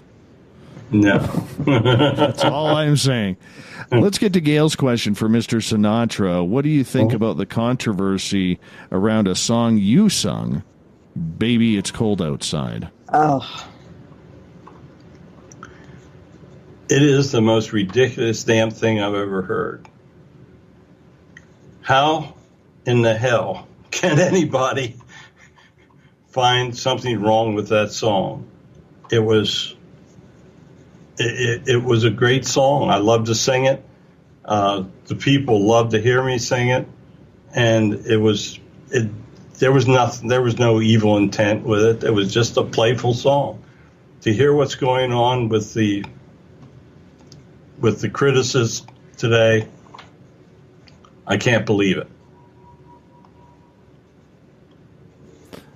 It's a little ridiculous when you see something 70 years old being absolutely crucified today by language that was used 70 years old rather than compared to language today, isn't it? Oh, absolutely. Yeah, he said, I can't believe some of the things that I'm seeing right now. He said, it's just so crazy. I'm glad I chose my life when I did so that I wouldn't have to go through this crap. But old Blue Eyes would be still selling out everywhere, that's for sure. Yeah, but I'd be taking a lot of criticism while I was doing it.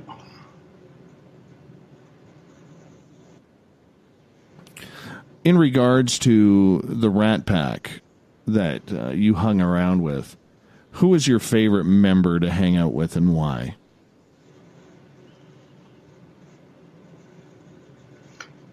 Well, I really enjoyed all of them. It'd be hard to pick one. Sammy was probably the most fun. When you got a couple drinks in him, he was a piece of work. With everything that was happening back then, especially with racial tensions, for you and Tony Bennett and everybody else to be bringing Sammy Davis Jr. into the fold, that was a little bit out of the norm for a lot of people and tough for a lot of people to accept. Why did it never bother you, his color? I just never saw color. I just loved the guy. He was fun to be with. He was a great talent, and I just totally respected what he accomplished. When I'd look at him, I didn't see color. He was just a wonderful man. And an incredible talent. Yes. People totally underestimated his talent. It's unfortunate. It's unfortunate that he lived at the time that he did. If he had been born 20, 30 years later, he would have been much more appreciated.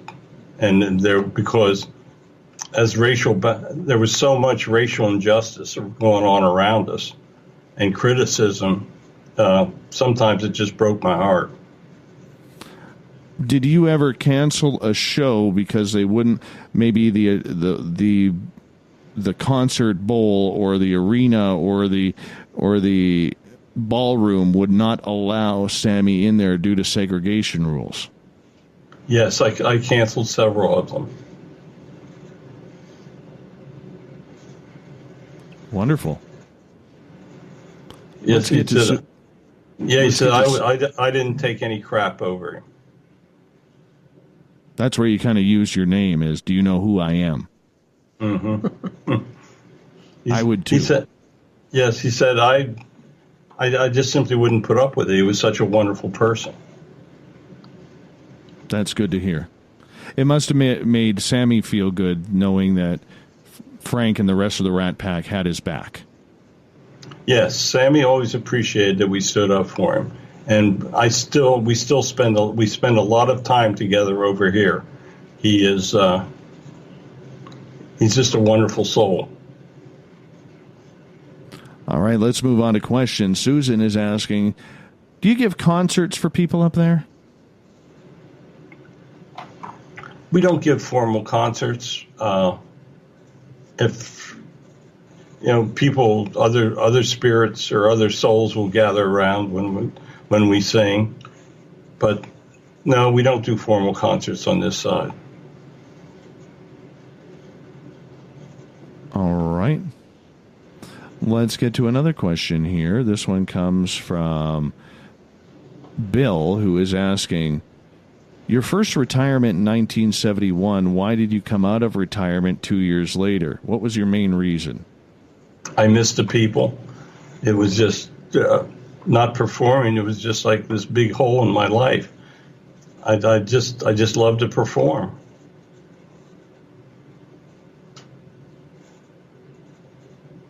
Still a Yankees fan? Hell yeah. Excellent. Yes. All right, let's move on to the other. He's saying I wish I'd get a little better pitching staff, but yeah, I still watch them. Don't we all? Don't we all?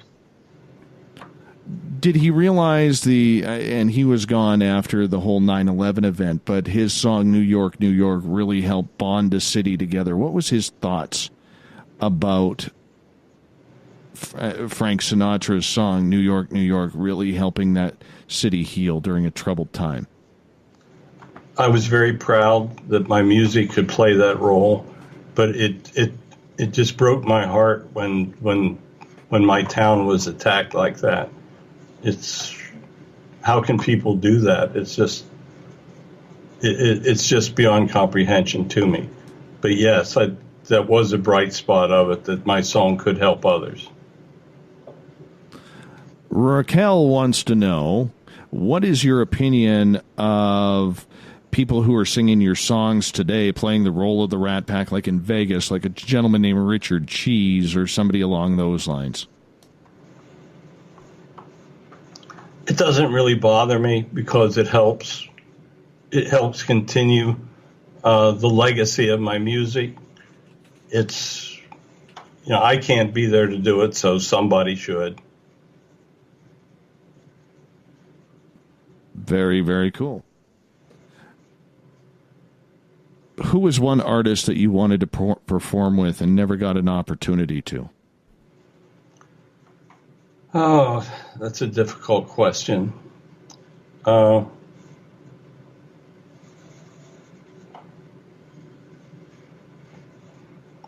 you referring to singing or acting? Well, let's stick with singing because that's the topic tonight. Really, I got to sing. I really got to sing with anybody that I really wanted to sing with. I know that sounds a little on the cocky side, but most people wanted to appear with me, and if I had any inclination, they would almost always agree. What was your affinity to having soup before a performance? It would help with my vocal cords. I always felt that my throat would not be as dry.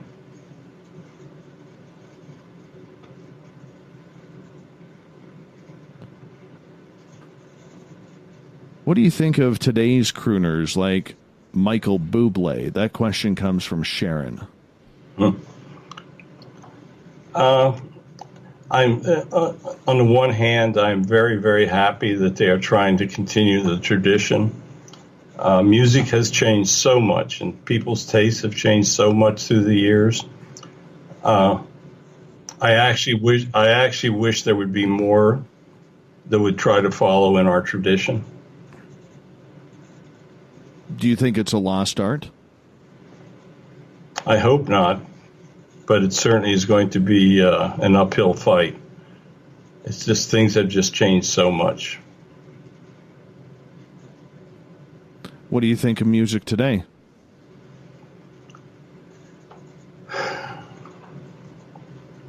Not a whole lot. Especially, I do not understand how people can listen to rap music, but maybe that's just me. But it is just so different from what I sang.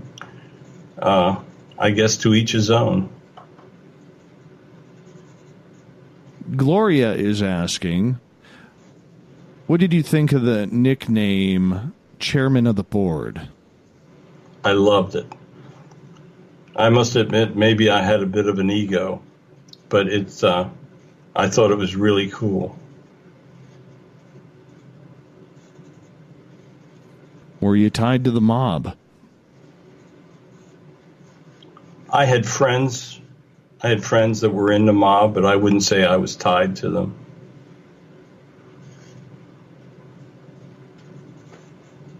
In those days, if you played in Las Vegas, you had to have friends. Right. What were the early days of performing in Las Vegas like? They were wonderful. It was a wide open city. Of course, that was your friends.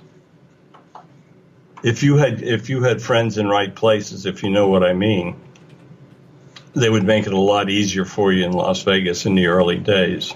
But it was a wide open time and a lot of fun for all of us. Kevin wants to know if you actually did dodge the draft in World War II.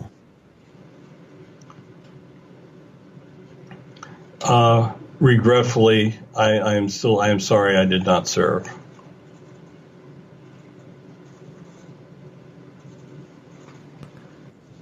So you did? Regretfully, yes.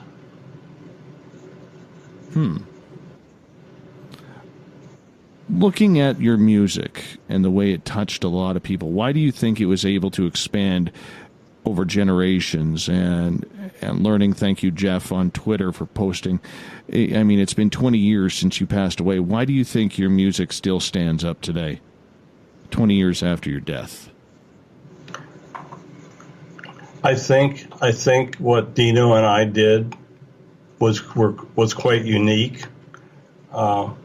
People loved it, and it's the kind of music that spans generations. There was nothing controversial about it.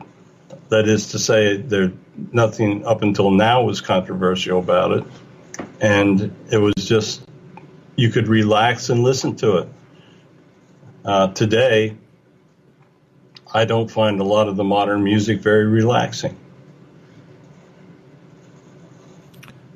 Gloria is asking, is Dean Martin there with you as well? Oh yeah, absolutely. He and Sammy and I, we still have a good time over here. What happens when it's Tony's turn? I let him sing. I'm a good guy. That would be kind of cool.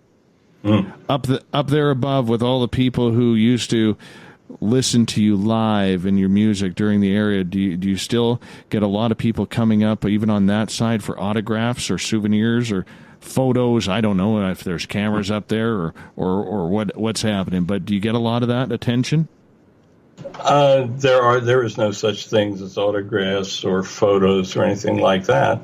But yes, souls do still recognize me and come over and tell me how much they love my music. And sometimes people wish that they could hear me sing, so they come forward and we get together, and it's really very nice over here. What do you miss about this side? Well, I did enjoy a drink once in a while, which we don't have over here. And I must admit, I also enjoyed the girls. It's a lot different with the girls over here. Are they just as pretty, though? The beauty is in the eyes of the beholder. Very nice. Very nice. We only have about a minute left here before we got to go to break at the top of the hour. And I am curious in regards to your family really taking over the whole collection of music. There's a Sirius XM channel for you. Do you think that there will be another Frank Sinatra with the way music is going today, not only with the style, but with the fact that there's no albums being sold anymore and musicians aren't really making money off of albums? It's the live tours and the live performances where they're able to eke out a living. Some very well, some continue to struggle. So I guess, what do you think the state of music is now? Well, it's hard to say. The state of music is certainly changing. I totally appreciate what my family has done for me. They have tried to keep my legacy alive, and I truly appreciate it. What the future of music, who knows? I would certainly hope that as people evolve, that they come back to the more relaxing and comforting style of music. It would be far better for them. With all the hatred in the world today, it would be good if people took time and listened to some of the old songs. And I agree with you right there. We're going to have to cut you off. Barry, Connie, Mr. Sinatra, thank you so much. We'll be back with hour number 3 of Spaced Out Radio right after this.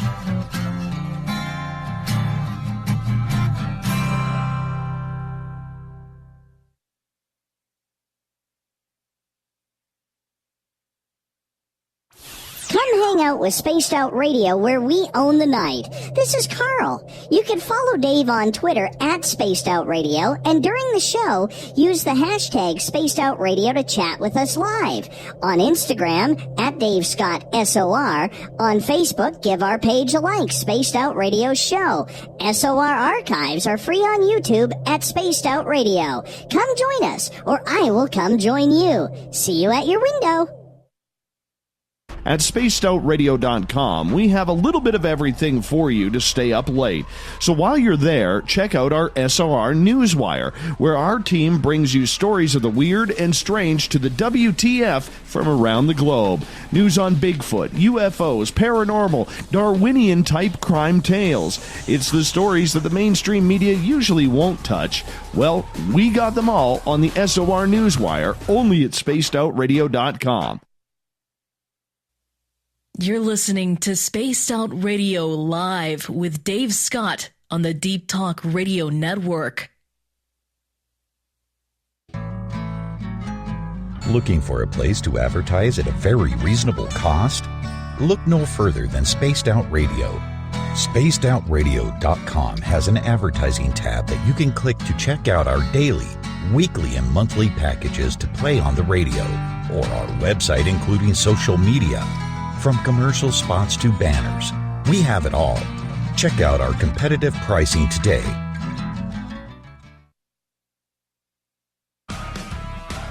Get your horns up with me on Spaced Out Radio. This is Ron Bumblefoot Thal. Come tune in to SOR, where you can hear me rock out with Little Brother Is Watching, the official theme song of Spaced Out Radio. And then come on over to bumblefoot.com, where you can find out about my tour schedule, my music, and everything else. Bumblefoot.com keeps you up to date on what I'm doing and the best way to stay in touch with my music and music camps. Sign up for my newsletter at bumblefoot.com, and remember, Little Brother Is Watching.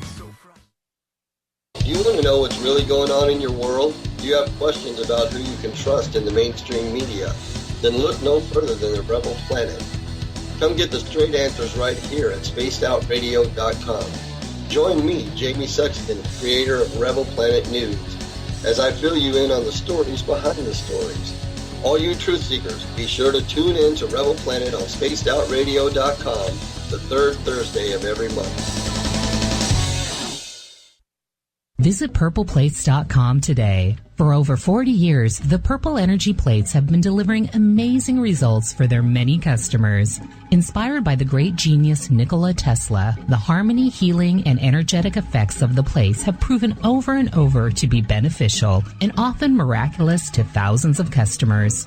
Check their site for daily specials and choose from their many energy products. You won't be sorry. Visit them today at purpleplates.com.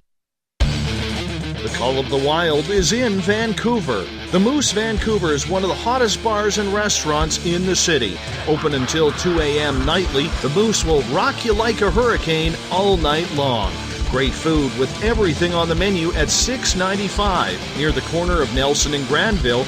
Get your horns up and come rock with us. The Moose Vancouver, the official rocking bar of Spaced Out Radio.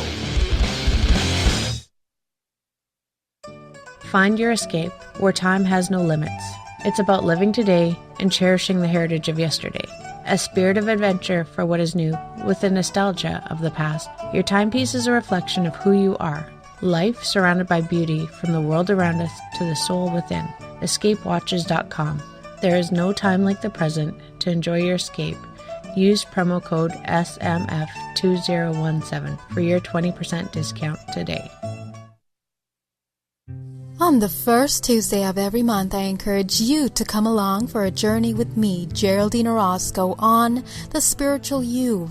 Together, we will take a look at how to access the highest expression of yourself and change your life. Consciousness, ET contact, health, and wellness, we can talk about it all. So come along for a spiritual ride with me, Geraldine Orozco, on The Spiritual You, only on Spaced Out Radio. We are getting ready to relaunch the SOR Space Travelers Club at spacedoutradio.com. For $5 a month, you can join us for a plethora of features found nowhere else. Hang out in a private chat room during the show and after party. You can check out some exclusive content and a store specifically for you, as well as a private listener forum where you can post your thoughts, stories, and pictures. The SOR Space Travelers Club, coming soon to spacedoutradio.com. Hey, this is Canadian Paranormal Investigator Mike Moore. The third Wednesday of every month, I'll be teaming up with Dave Scott to bring you Ghosts of the Great White North. Each month, we will bring on guests from across Canada to discuss their ghostly encounters. Canada is a paranormal hotbed with stories you've never heard, so we're going to bring them to you. So get comfy on your Chesterfield, grab a donut, and join us, eh? The freedom to post what you want, when you want. That's the social media freedom you need. Social Media Freedom is the free app in your app store. No need to worry about going to jail or being shadow banned any longer. It's the freedom to say what you feel. The freedom to know Big Brother isn't watching.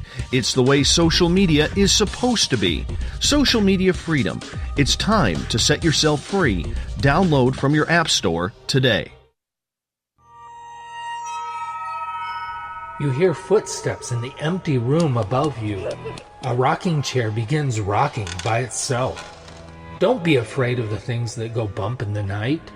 Reach for Spirit Storybox, the iPhone app the Huffington Post UK called the only ghost hunting app you will ever need. Spirit Storybox. The spirits are telling their stories. Are you listening? You know, it's hard being the bad man of ufology, but that's just the way that I like it.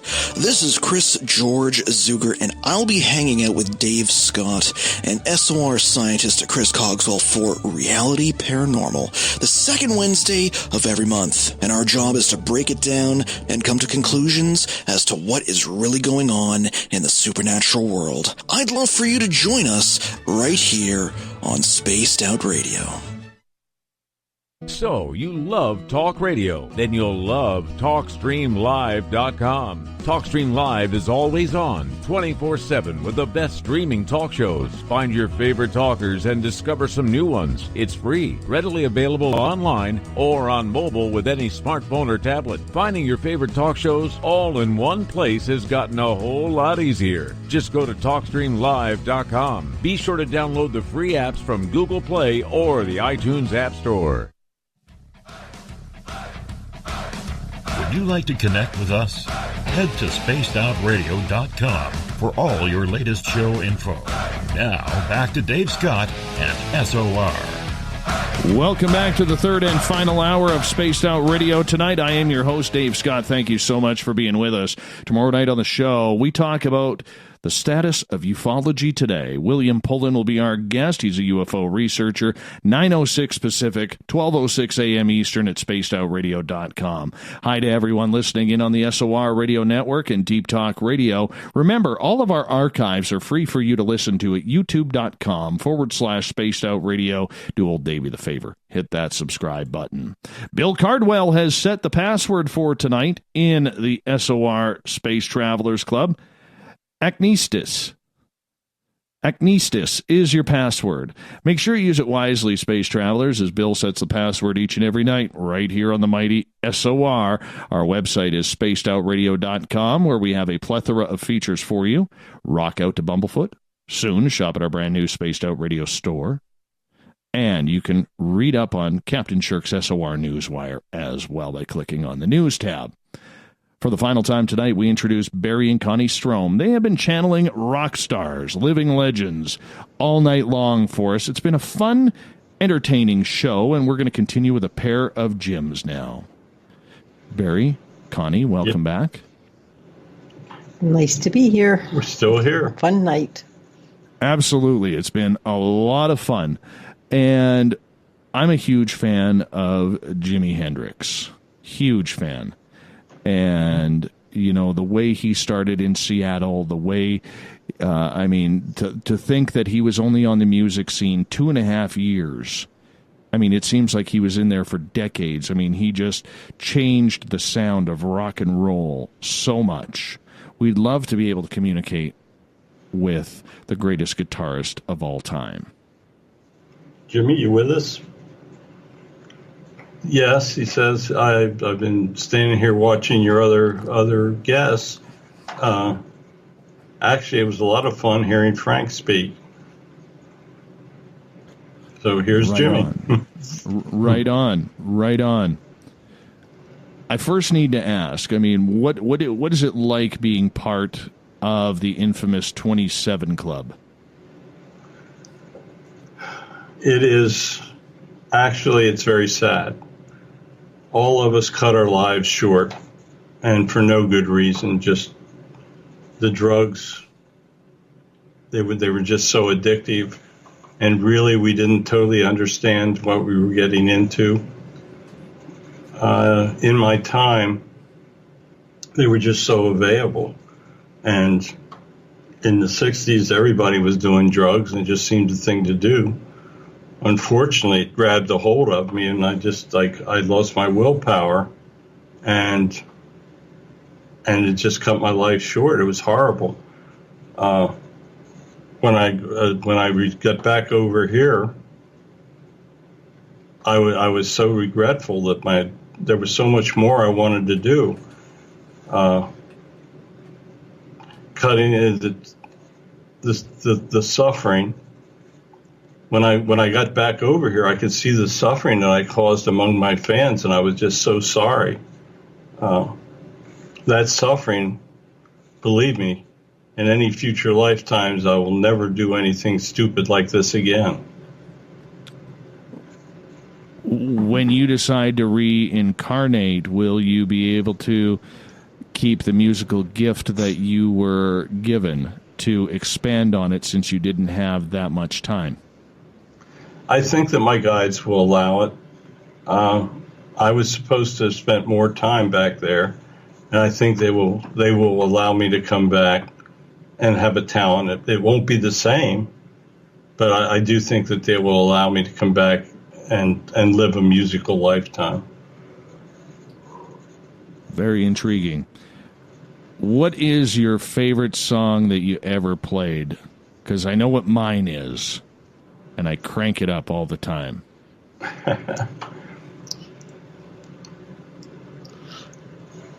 I'm having trouble reading it. I'm starting to get a little tired here myself. He's saying I had quite a few favorites. It's really hard to narrow it down to one. I'm having trouble reading it.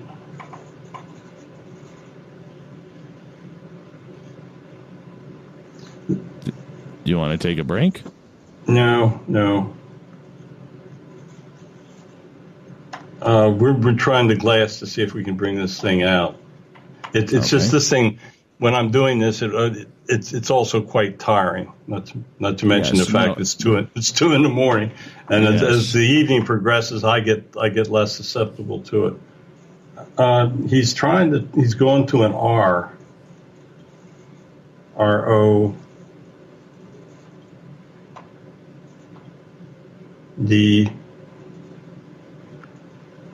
I can't pick it out.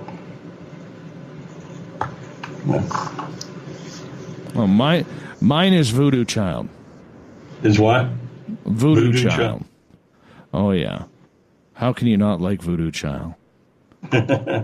He says, no, that was one of mine. I did enjoy it. I'm sorry I couldn't get the message through. That was one of my favorites. There were many others.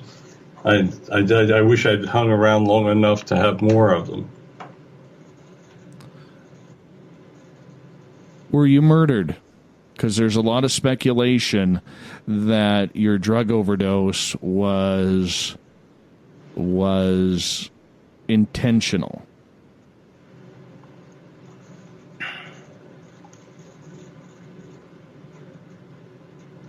The drugs that I took that killed me were stronger than I anticipated. I don't think there was any malicious intent.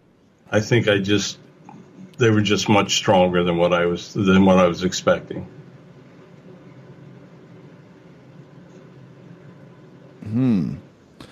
Because there was some talk that you were getting ready to fire your one manager, and he was pretty upset that he was going to be losing you because he cashed in big time on you, and maybe killing you was the way to keep the money coming in on the Jimi Hendrix music. He was very unhappy. That's true, but I don't think he played a role in it. Maybe he had something to do with the stronger drugs, but I don't think so.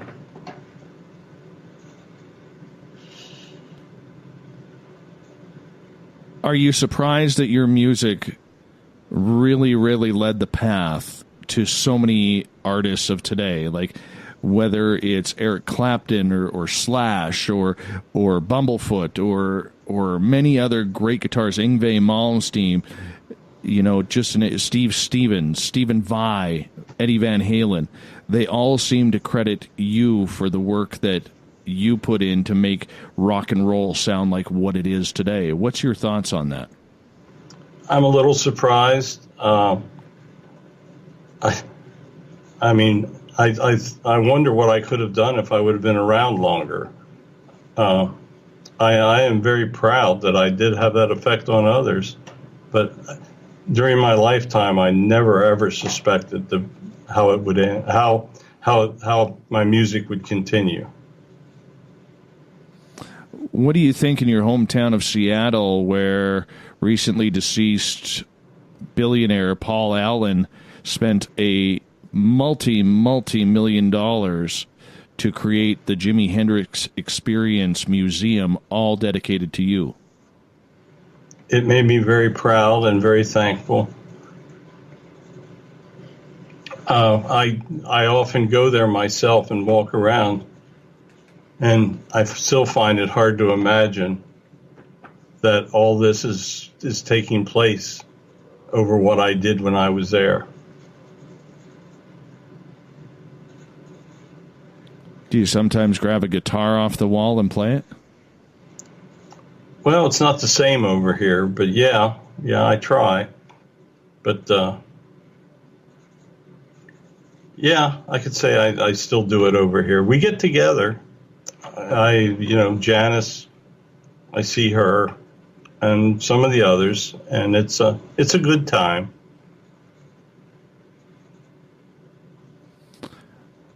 What do you miss most about being on this side?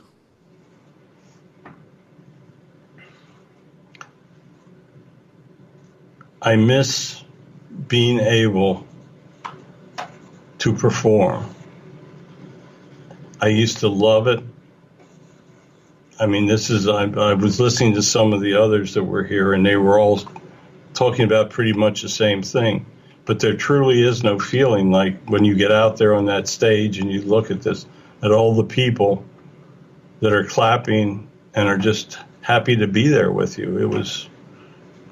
It's a feeling that you just simply can't duplicate.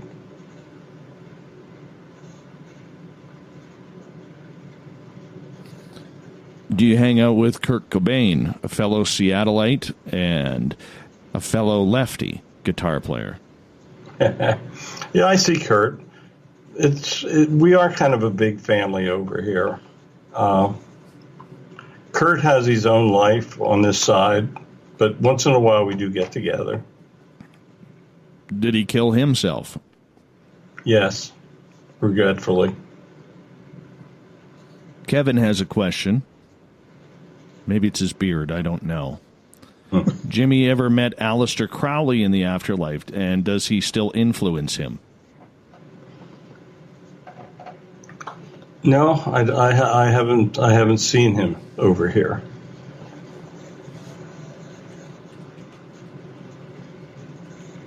You have to understand that there are different levels, and sometimes if you are in a lower level, you can't come up. So it is possible that there are souls over here that you just cannot, you're just not allowed to associate with.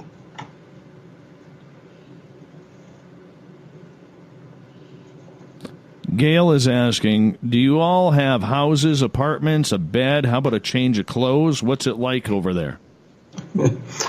No. It's, if you want a house, you can have a house, but you don't need changes of clothes. It's all those worries are behind. It's what you want. If you want to play a guitar, you can play a guitar. If you want to go fishing, you can go fishing. It's almost indescribable over here. I haven't been in the upper levels, but they say that the upper levels are even more magnificent. Are you still rocking the headband? A little. Just a little. Nice. Nice. That makes me feel good. Nothing wrong with a good bandana. Mr. Hendrix, I want to say thank you for coming on in. Oh, thank you for having me. It was enjoyable being able to speak in public again. Well, Lord knows that I'm a voodoo child, so I appreciate that. Very good. Have a good evening. That was cool. Mm-hmm. I think we got time for one more. Yeah, we got about 9 minutes here. We got time for one more. And I think the other big one I'd like to get to would be Jim Morrison if he's around. Okay. Is Jim Morrison available for us? Yes, I am here. I am happy that you have found time to speak with me. So take us through to the other side, Jim. When you died, there's conspiracies that it was murder. Did you die on your own, or was somebody at fault? No, I died on my own. When you look back at your time on Earth, Were you surprised to know how reckless you were? Did it even surprise you looking back? Yes, there are many things that I regret from my lifetime.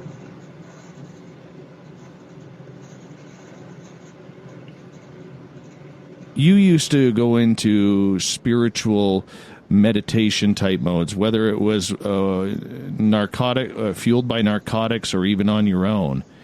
And even in the movie that was made about you, there was a lot of times where you would see a First Nation shaman walking around. How spiritual were you back then? And what were you trying to gain from it? I was actually quite spiritual, and I felt that I had a definite connection with Native Americans in general. And once I got over here, I realized that I did have, in my prior life, I was Native American. I was able to communicate with what I now have learned are my guides, and my spiritual communications actually played a large role. I tried drugs to increase my abilities, and that is part of the reason that I had the problems that I had.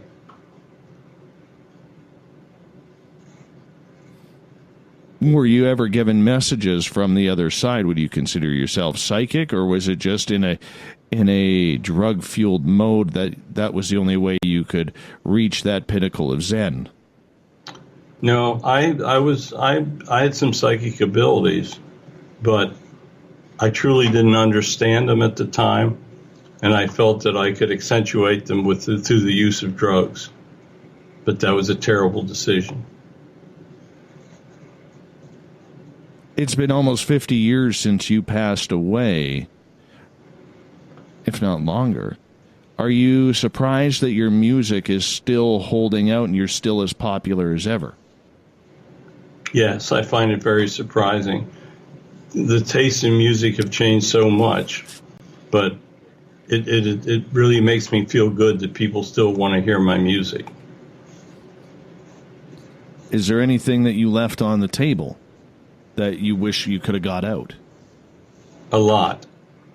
I truly wish I'd had more time. You were part of that infamous 27 Club as well. When you look around where you are and you see Janis, you see Jimmy, you see Kurt Cobain, you see others, and there's a list of about 100 of them or more that have all died at the age of 27. Did you or the other singers of your generation really recognize that there was some sort of mortal trend that was started? We did not want to face the reality of what was going on. We were all so heavily into drugs that really, at times, we just simply didn't care. Now that I'm over here and that I see the terrible impacts that it had and how it cut all these wonderful lifetimes short, and I think about what could have been accomplished had they been able to maintain their stability and keep creating and keep singing. It just makes us. We are all. Let's just say that we are all very sorry that we let drugs enter our lives. You left 3 bandmates behind, and they never seemed very upset by what had happened, almost like they knew that this was the path that the band had to take. Are you surprised that they never continued on without you? No, we were actually pretty close, and it didn't surprise me at all.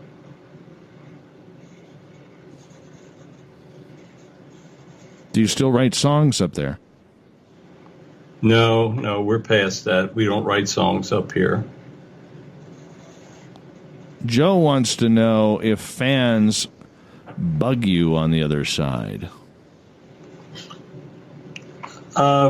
People will still come up to me and tell me how much they enjoyed my music, and it always makes me feel good. It's not a big thing, but no, it doesn't bug me. I actually still enjoy it. Gail wants to know that there's a picture of a ghost at your grave. Is that really you or the spirit of another person? No, that's not me. I've never been earthbound. Once I came over, I pretty much tried to stay here. I don't come back and form. Why not? It just, to come back makes me feel bad. I feel secure over here now, and I've accepted that I screwed my life up, and it's just time for me to move ahead. Do you have other people trying to channel you in to get messages about their music paths or their music careers? Yes, sometimes people in their prayers ask for me, and I hear them. And in general, it's very difficult for me to get messages back to them. This is a very unusual situation tonight, and I actually can't believe that my words are being passed on like this. What do you wish you would have accomplished by staying longer here? I think if I would have stayed longer and kept clean, we could have accomplished incredible things with my music. Our fans were growing worldwide at the time I left, and I think we could have really become an influence, and even more of an influence than what I was had I been able to stick around. And we're into our final minute with you guys tonight, so I'm going to say thank you to Mr. Morrison for coming through on a channeling session with Barry Strohm and Connie Strohm as well. Thank you. Thank you, Jim. Thank you for having us. Barry, could you let everybody know where they can find your YouTube channel, find you online, to check out more of your channeling experiences? Yes, you can go on and watch videos of our channeling. We do a lot of animal channeling. We have videos up of that, as well as channeling with the Holy Spirits. It's on my YouTube channel under my name, Barry Strohm. You can go on in, and if you like what you see, we would also appreciate to hit the subscribe button. I have a couple websites. One is spiritspredict.com, and another one is wordsofgodthenandnow.com, Words of God Then and Now, and that's where we have the transcripts of our sessions with the Holy Spirit. So a lot of information, a lot of stuff out there. Not real hard to find, and we always love being on this show. Love it. Thank you so much for coming on. We got Ola Phillips coming up next.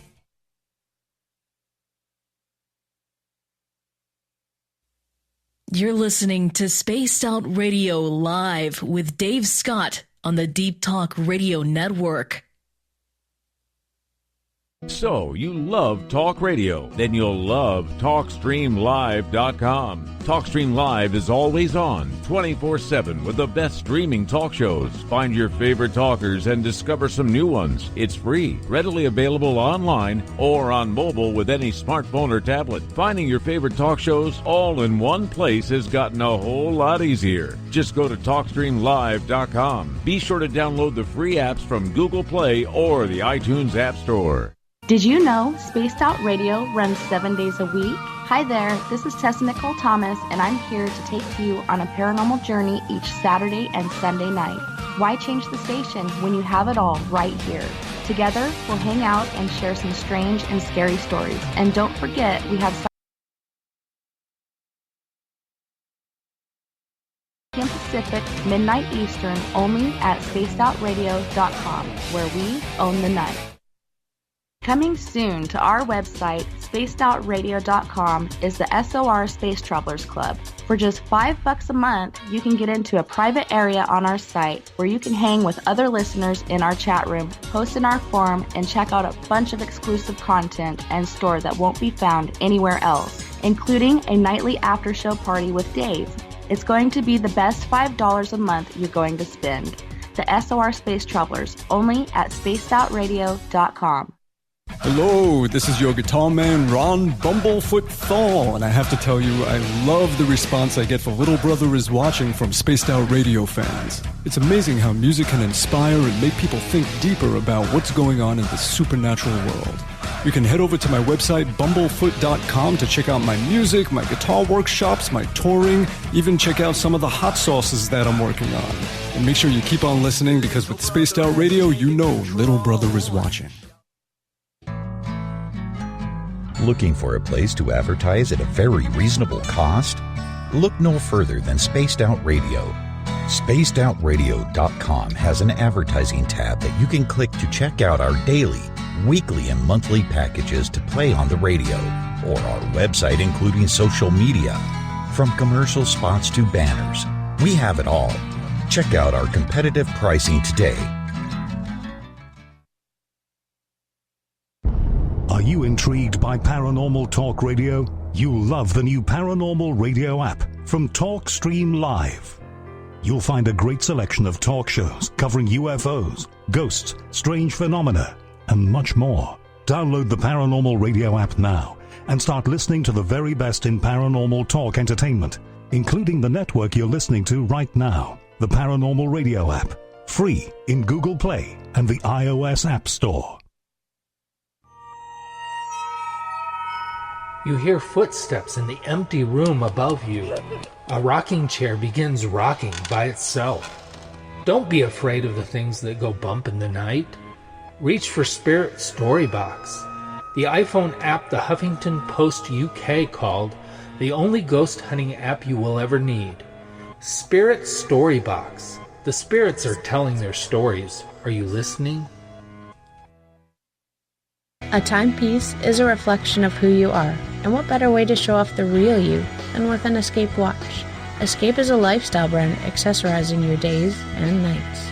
Choose to escape and create the life of discovery that you deserve. Dream, play, unite with your own personalized Escape watch. Head to escapewatches.com. There is no time like the present to enjoy your escape. Use promo code SMF2017 for your 20% discount today. We're bringing scientific thought to the paranormal. Hi there, this is Spaced Out Radio scientist Chris Cogswell. Join me, Chris Zuger, and Dave Scott the second Wednesday of every month, where we break down the who from the woo when it comes to everything paranormal. We'll investigate and try to bring sensible answers to those straight and sometimes outlandish questions people have. Hey, not everything has an answer, but we'll do our best. Listen in to Reality Paranormal only on Spaced Out Radio. Heading to Vancouver and looking for a night on the town? The Moose Vancouver is the bar that never stops rocking until 2 a.m. every night. The Moose has great food with everything on the menu from $6.95 to $8.95. Fantastic, vibrant staff and rock and roll that will bring you back to when the music was real, the hair was long, and the guitars were rocking. Get your party on at the Moose Vancouver, the official party bar of Spaced Out Radio.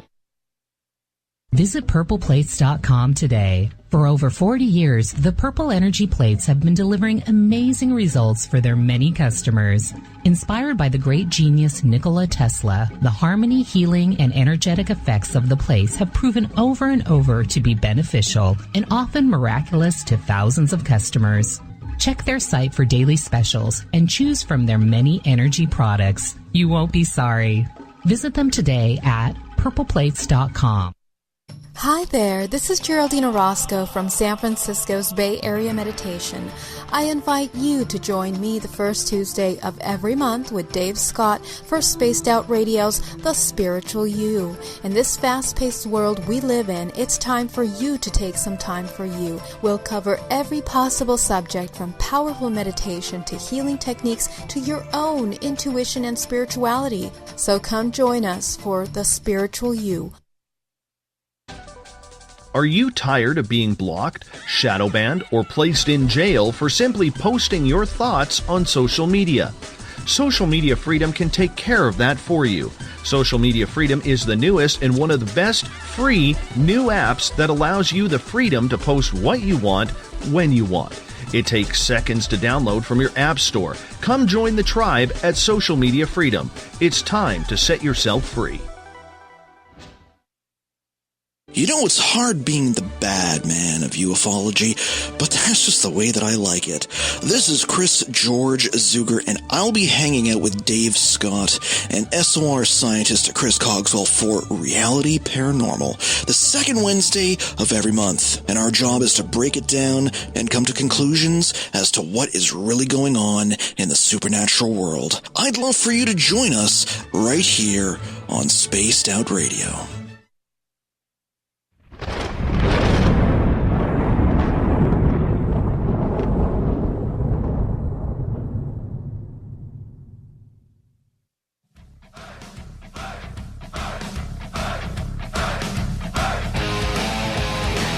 We've rounded third. We are heading for home tonight on Spaced Out Radio. Hope you enjoyed the Peak Woo. Barry and Connie Strohm channeling music stars. But now we get to the man, the myth, the Paranoia Magazine legend, the president of Team Stump, Mr. Olaf Phillips, and the SOR Newswire.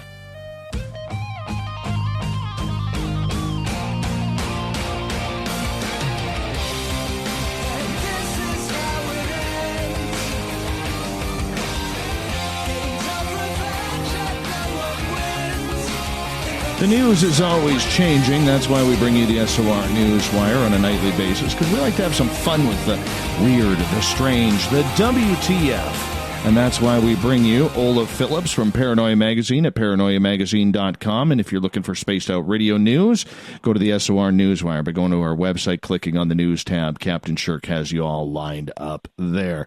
Mr. Olaf Phillips, how was your weekend, brother? It was pretty good. How was yours? You know what? I dealt with a sick young boy all weekend, so literally I have not been out of my house in probably 5-6 days now, and I'm starting to go a little stir crazy. That doesn't sound fun. No. So, I mean, it's just something that I just, there's nothing you can do. I mean, you got to take care of your kids. And That's considering right.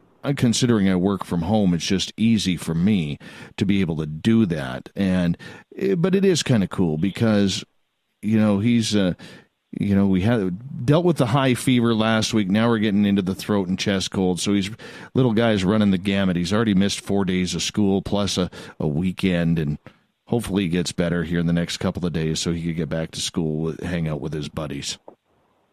Well, I'll send you good mojo. I appreciate that, man.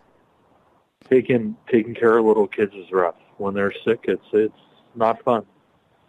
Well, he's been pretty easy. He's actually been sleeping throughout most of the day. Like today, he took a nap at 2:00. He woke up around 6:00, and he went. He comes out for dinner and goes for a shower, and then he looks at me. He goes, "Daddy," and he never says this. This is how I know he's not feeling good. He goes, "Daddy."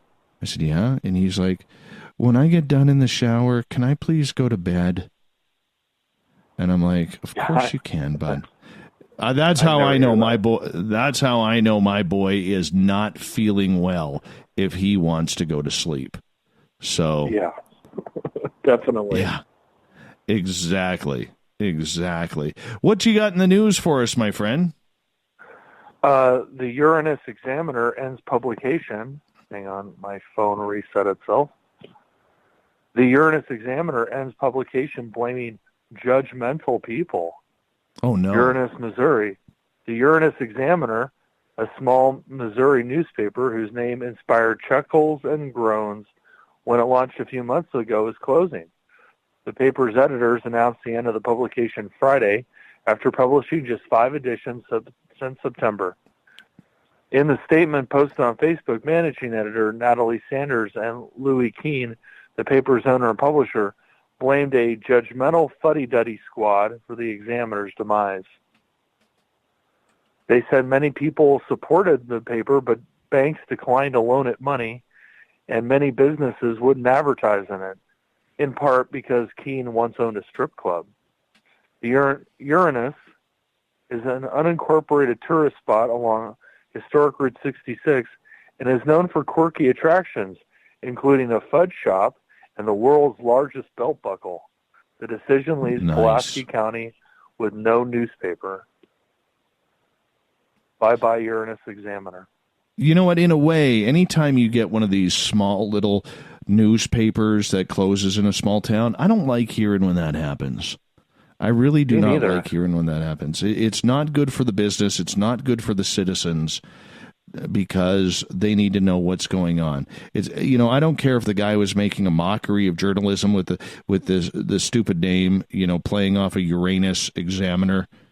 Obviously, that's what it is, and that's what he was doing, and maybe people thought it was ridiculous and just didn't want to buy it because of it. But anytime you have a sense of any type of journalism location getting shut down in any size community, it is. It's bad for the community. And if the community was... But on the flip side, we don't know this guy's business practices. I mean, he may have been impossible to buy ads from. Maybe his ads were too expensive. You know, maybe there wasn't enough business in order to sell advertising or whatever it may be. So, I mean, that could have made it difficult to print. Yeah. But, you know, publishing is a tough racket. I can tell you. Very much so. You would know. You would know there's a lot of expense. There's a lot of expense and cost in that. There is. There really is. And it creeps up on you. But in happier news, bacon, vending machine a hit at Ohio State U campus. Many Ohio State University students are taking a break from studying for final exams by making a bacon run. Senior Sarah Page, who studies meat science, there's that meat science major again, says the bacon vending machine at the College of Food, Agriculture, and Environmental Sciences has turned out to be even more popular than expected. It has been restocked 4 or 5 times a day. It offers cooked bacon and bacon strips and bacon bits for $1. Proceeds will benefit the meat science program. Members of the program are responsible for the bacon machine operation on the Columbus campus. So it is being refilled 4 or 5 times a day. I'm surprised that places like PETA or the vegans or vegetarians on the campus haven't protested that yet. I'm really surprised because that is the college thing to do. You know, I mean, I've known plenty of vegans and vegetarians in my life, and that's, I respect that. I was a vegetarian at one point when I was in college. You know, I was an economic vegetarian. It was just where I went to an ag school, and vegetables were cheap, and it just was a cheap way to eat. You know, and protesting, you're right. But, you know, on the flip side, you know, some people like bacon, and it's their right to eat that too. So, you know, if they want to protest it, I think that's great, and that's freedom of speech. And if you want to eat bacon, that's great too. You know, that's what makes America beautiful. You can eat bacon or protest it. That's the beauty of bacon, my friend. The beauty of bacon. It brings people together, Dave. It does. Oh, yeah. It either brings you together to hate it or it brings you together to love it. One way or another, bacon's bringing people together. For sure. You never go wrong with the bacon, man. I like it. Never go wrong with the bacon. I enjoy it. I made coddle. It's an Irish dish and has a lot of bacon in it, and it was very good. I made that on Saturday. Very nice. What else you got for us? Burger King's Whopper deal leads to $1,000 charge. A Los Angeles man said a problem with Burger King's Penny Whopper deal led to his being charged more than $1,000. Boyce Harvey said he attempted to take advantage of the deal, which allows customers using the Burger King, I'm thinking bacon now, Burger King app to order a Whopper for 1 cent when the order is placed within 600 feet of a McDonald's. But the manager of Burger King told him the order wasn't showing up in the system. Harvey ended up making another purchase, but when he left, he discovered he had been charged $1,093.91. He said his account didn't have enough funds, leading to a huge overdraft. Burger King said officials are working with Harvey to figure out what happened and to correct the error. As they should, and that happens. That's good customer service. It is good customer service, but all this payment by phone stuff that is happening today, I don't trust it because of things like that.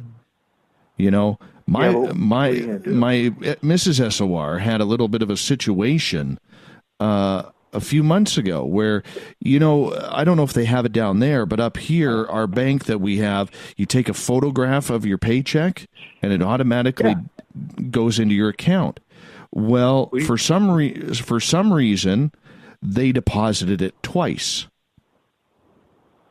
Okay. And it was all mayhem because we had to get it refunded and bills are coming out at the same time, and it's like, you got to be kidding me. So she actually, put us out like, $1,100 or $1,200. I mean, to some people that may not sound like a lot of money, but to us it is. It is a lot of money. And it was just crazy because by the time we caught it, the bank actually called us and said, I think there's an error on your account. Your paycheck got deposited twice. So my, Mrs. SOR, who's very, very techie, she loves the new tech stuff. I'm like, dude, just do me a favor. No more of that. No more of that. Yeah. Please. Don't like it. It scares me. I'm always leery of taking pictures of checks and having it deposited. Although it's always worked for me, but I'm just a little leery of it. I really prefer to go down to the ATM. I'm an ATM kind of guy. Yeah. But the ATM, we don't have branches. Still have that delay. So. They still have that delay, though. But we don't have branches anymore. Like, if I want to go see a person, it's really difficult. So you kind of push toward, that's the automating of the human experience. You've got Amazon taking over Whole Foods, and, they're building Whole Foods now where there's no people at all. It's all RFID. So I hear you. I hear you. We got time for one more, my friend. Cockroaches are becoming big business in China. Reuters. I'm going to give them credit for this gem. In the near pitch dark, you can hear them before you see them. Millions of cockroaches scuttling and fluttering across stacks of wooden boards as they devour food scraps by the ton in a novel form of urban waste disposal. The air is warm and humid, just as cockroaches like it, to ensure the colonies keep their health and voracious appetites. Expanding Chinese cities are generating more food waste than they can accommodate in landfills, and the cockroaches could be a way to get rid of the hills of food scraps, providing nutritious food for livestock when the bugs eventually die, and some say cures for stomach illness and beauty treatments. On the outskirts of Jinan, the capital of eastern Shandong province, 1 billion cockroaches are being fed with 50 tons of kitchen waste a day, the equivalent of the weight of 7 adult elephants. The waste arrives before daybreak at the plant run by Shandong Quaban Agricultural Technology Company, where it is fed through pipes to cockroaches in their cells. Shandong Quaban plans to set up 3 more such plants next year, aiming to process a third of the kitchen waste produced in Jinan homes, which is home to about 7 million people. A nationwide ban on using food waste as pig feed due to African swine fever outbreaks is also spurring growth of the cockroach industry. Cockroaches are a biotechnical pathway for converting and processing of kitchen waste, said Liu Yun Shang, president of the Shandong Insect Industry Association. Sweet. So basically, the gist of it is they're breeding cockroaches in order to clean up a lot of the food waste that is left behind. Correct. And then when they die, they feed them to the pigs and to other animals. Yeah. Good for them. That's a good recycling program. You don't usually hear that out of China.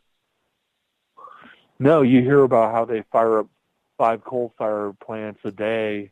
They're pumping billions of cubic tons of carbon dioxide in the air. So I'm hearing I thought that was a happy story about cockroaches. I mean, who actually likes cockroaches, you know? I think it's great. I think it's completely great. I think it's fantastic. Me too, man. Me too. Good for them. Good for them. Let's get to the thought of the day. Promise there will be no cockroaches, though. No, cockroaches are gross. Yeah. Big pinchers on the front. They're just nasty. Yeah, not attractive. Oh my God, Damnation Alley, man. When the guy gets eaten by cockroaches, it's just nasty. Let me tell you, the thought of the day happens every night at this time, where we put a question on our Facebook and Twitter pages, and then we read your responses on the air. Because we love the audience participation around here. Today's thought of the day is as followed.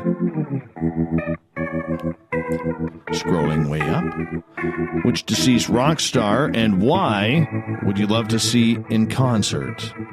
Matthew's getting this ball rolling. He says, John Denver, because I want to sing along with Country Roads. Stunak, going with a true Canadian rock poet, Gord Downie from the Tragically Hip. That's a good, solid choice up here in Canada.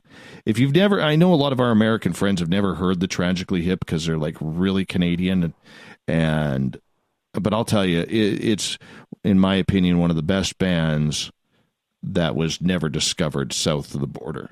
Seriously, you missed out. Amanda, Jimi Hendrix, goes without saying. Nikki, he is still alive, but John Frusciante, did I pronounce that right? Frusciante? Can't get the bloody password, but I can get that one. The man who invented the horns. Horns up. Ronnie James Dio. That's for John. Let's see here. Willow. Prince. Why? Well, it's Prince. Here, here. Marianne, Keith Moon, and John Entwistle playing with the original Who. That's actually a good call. Chris George Zuger, your sarcasm never ceases to amaze me. Blink 182. Oh, wait, that's just Tom's music career that's dead. Matthew responds, too soon? Chris says, never too soon. Ron, Peter Steele from Type O, negative.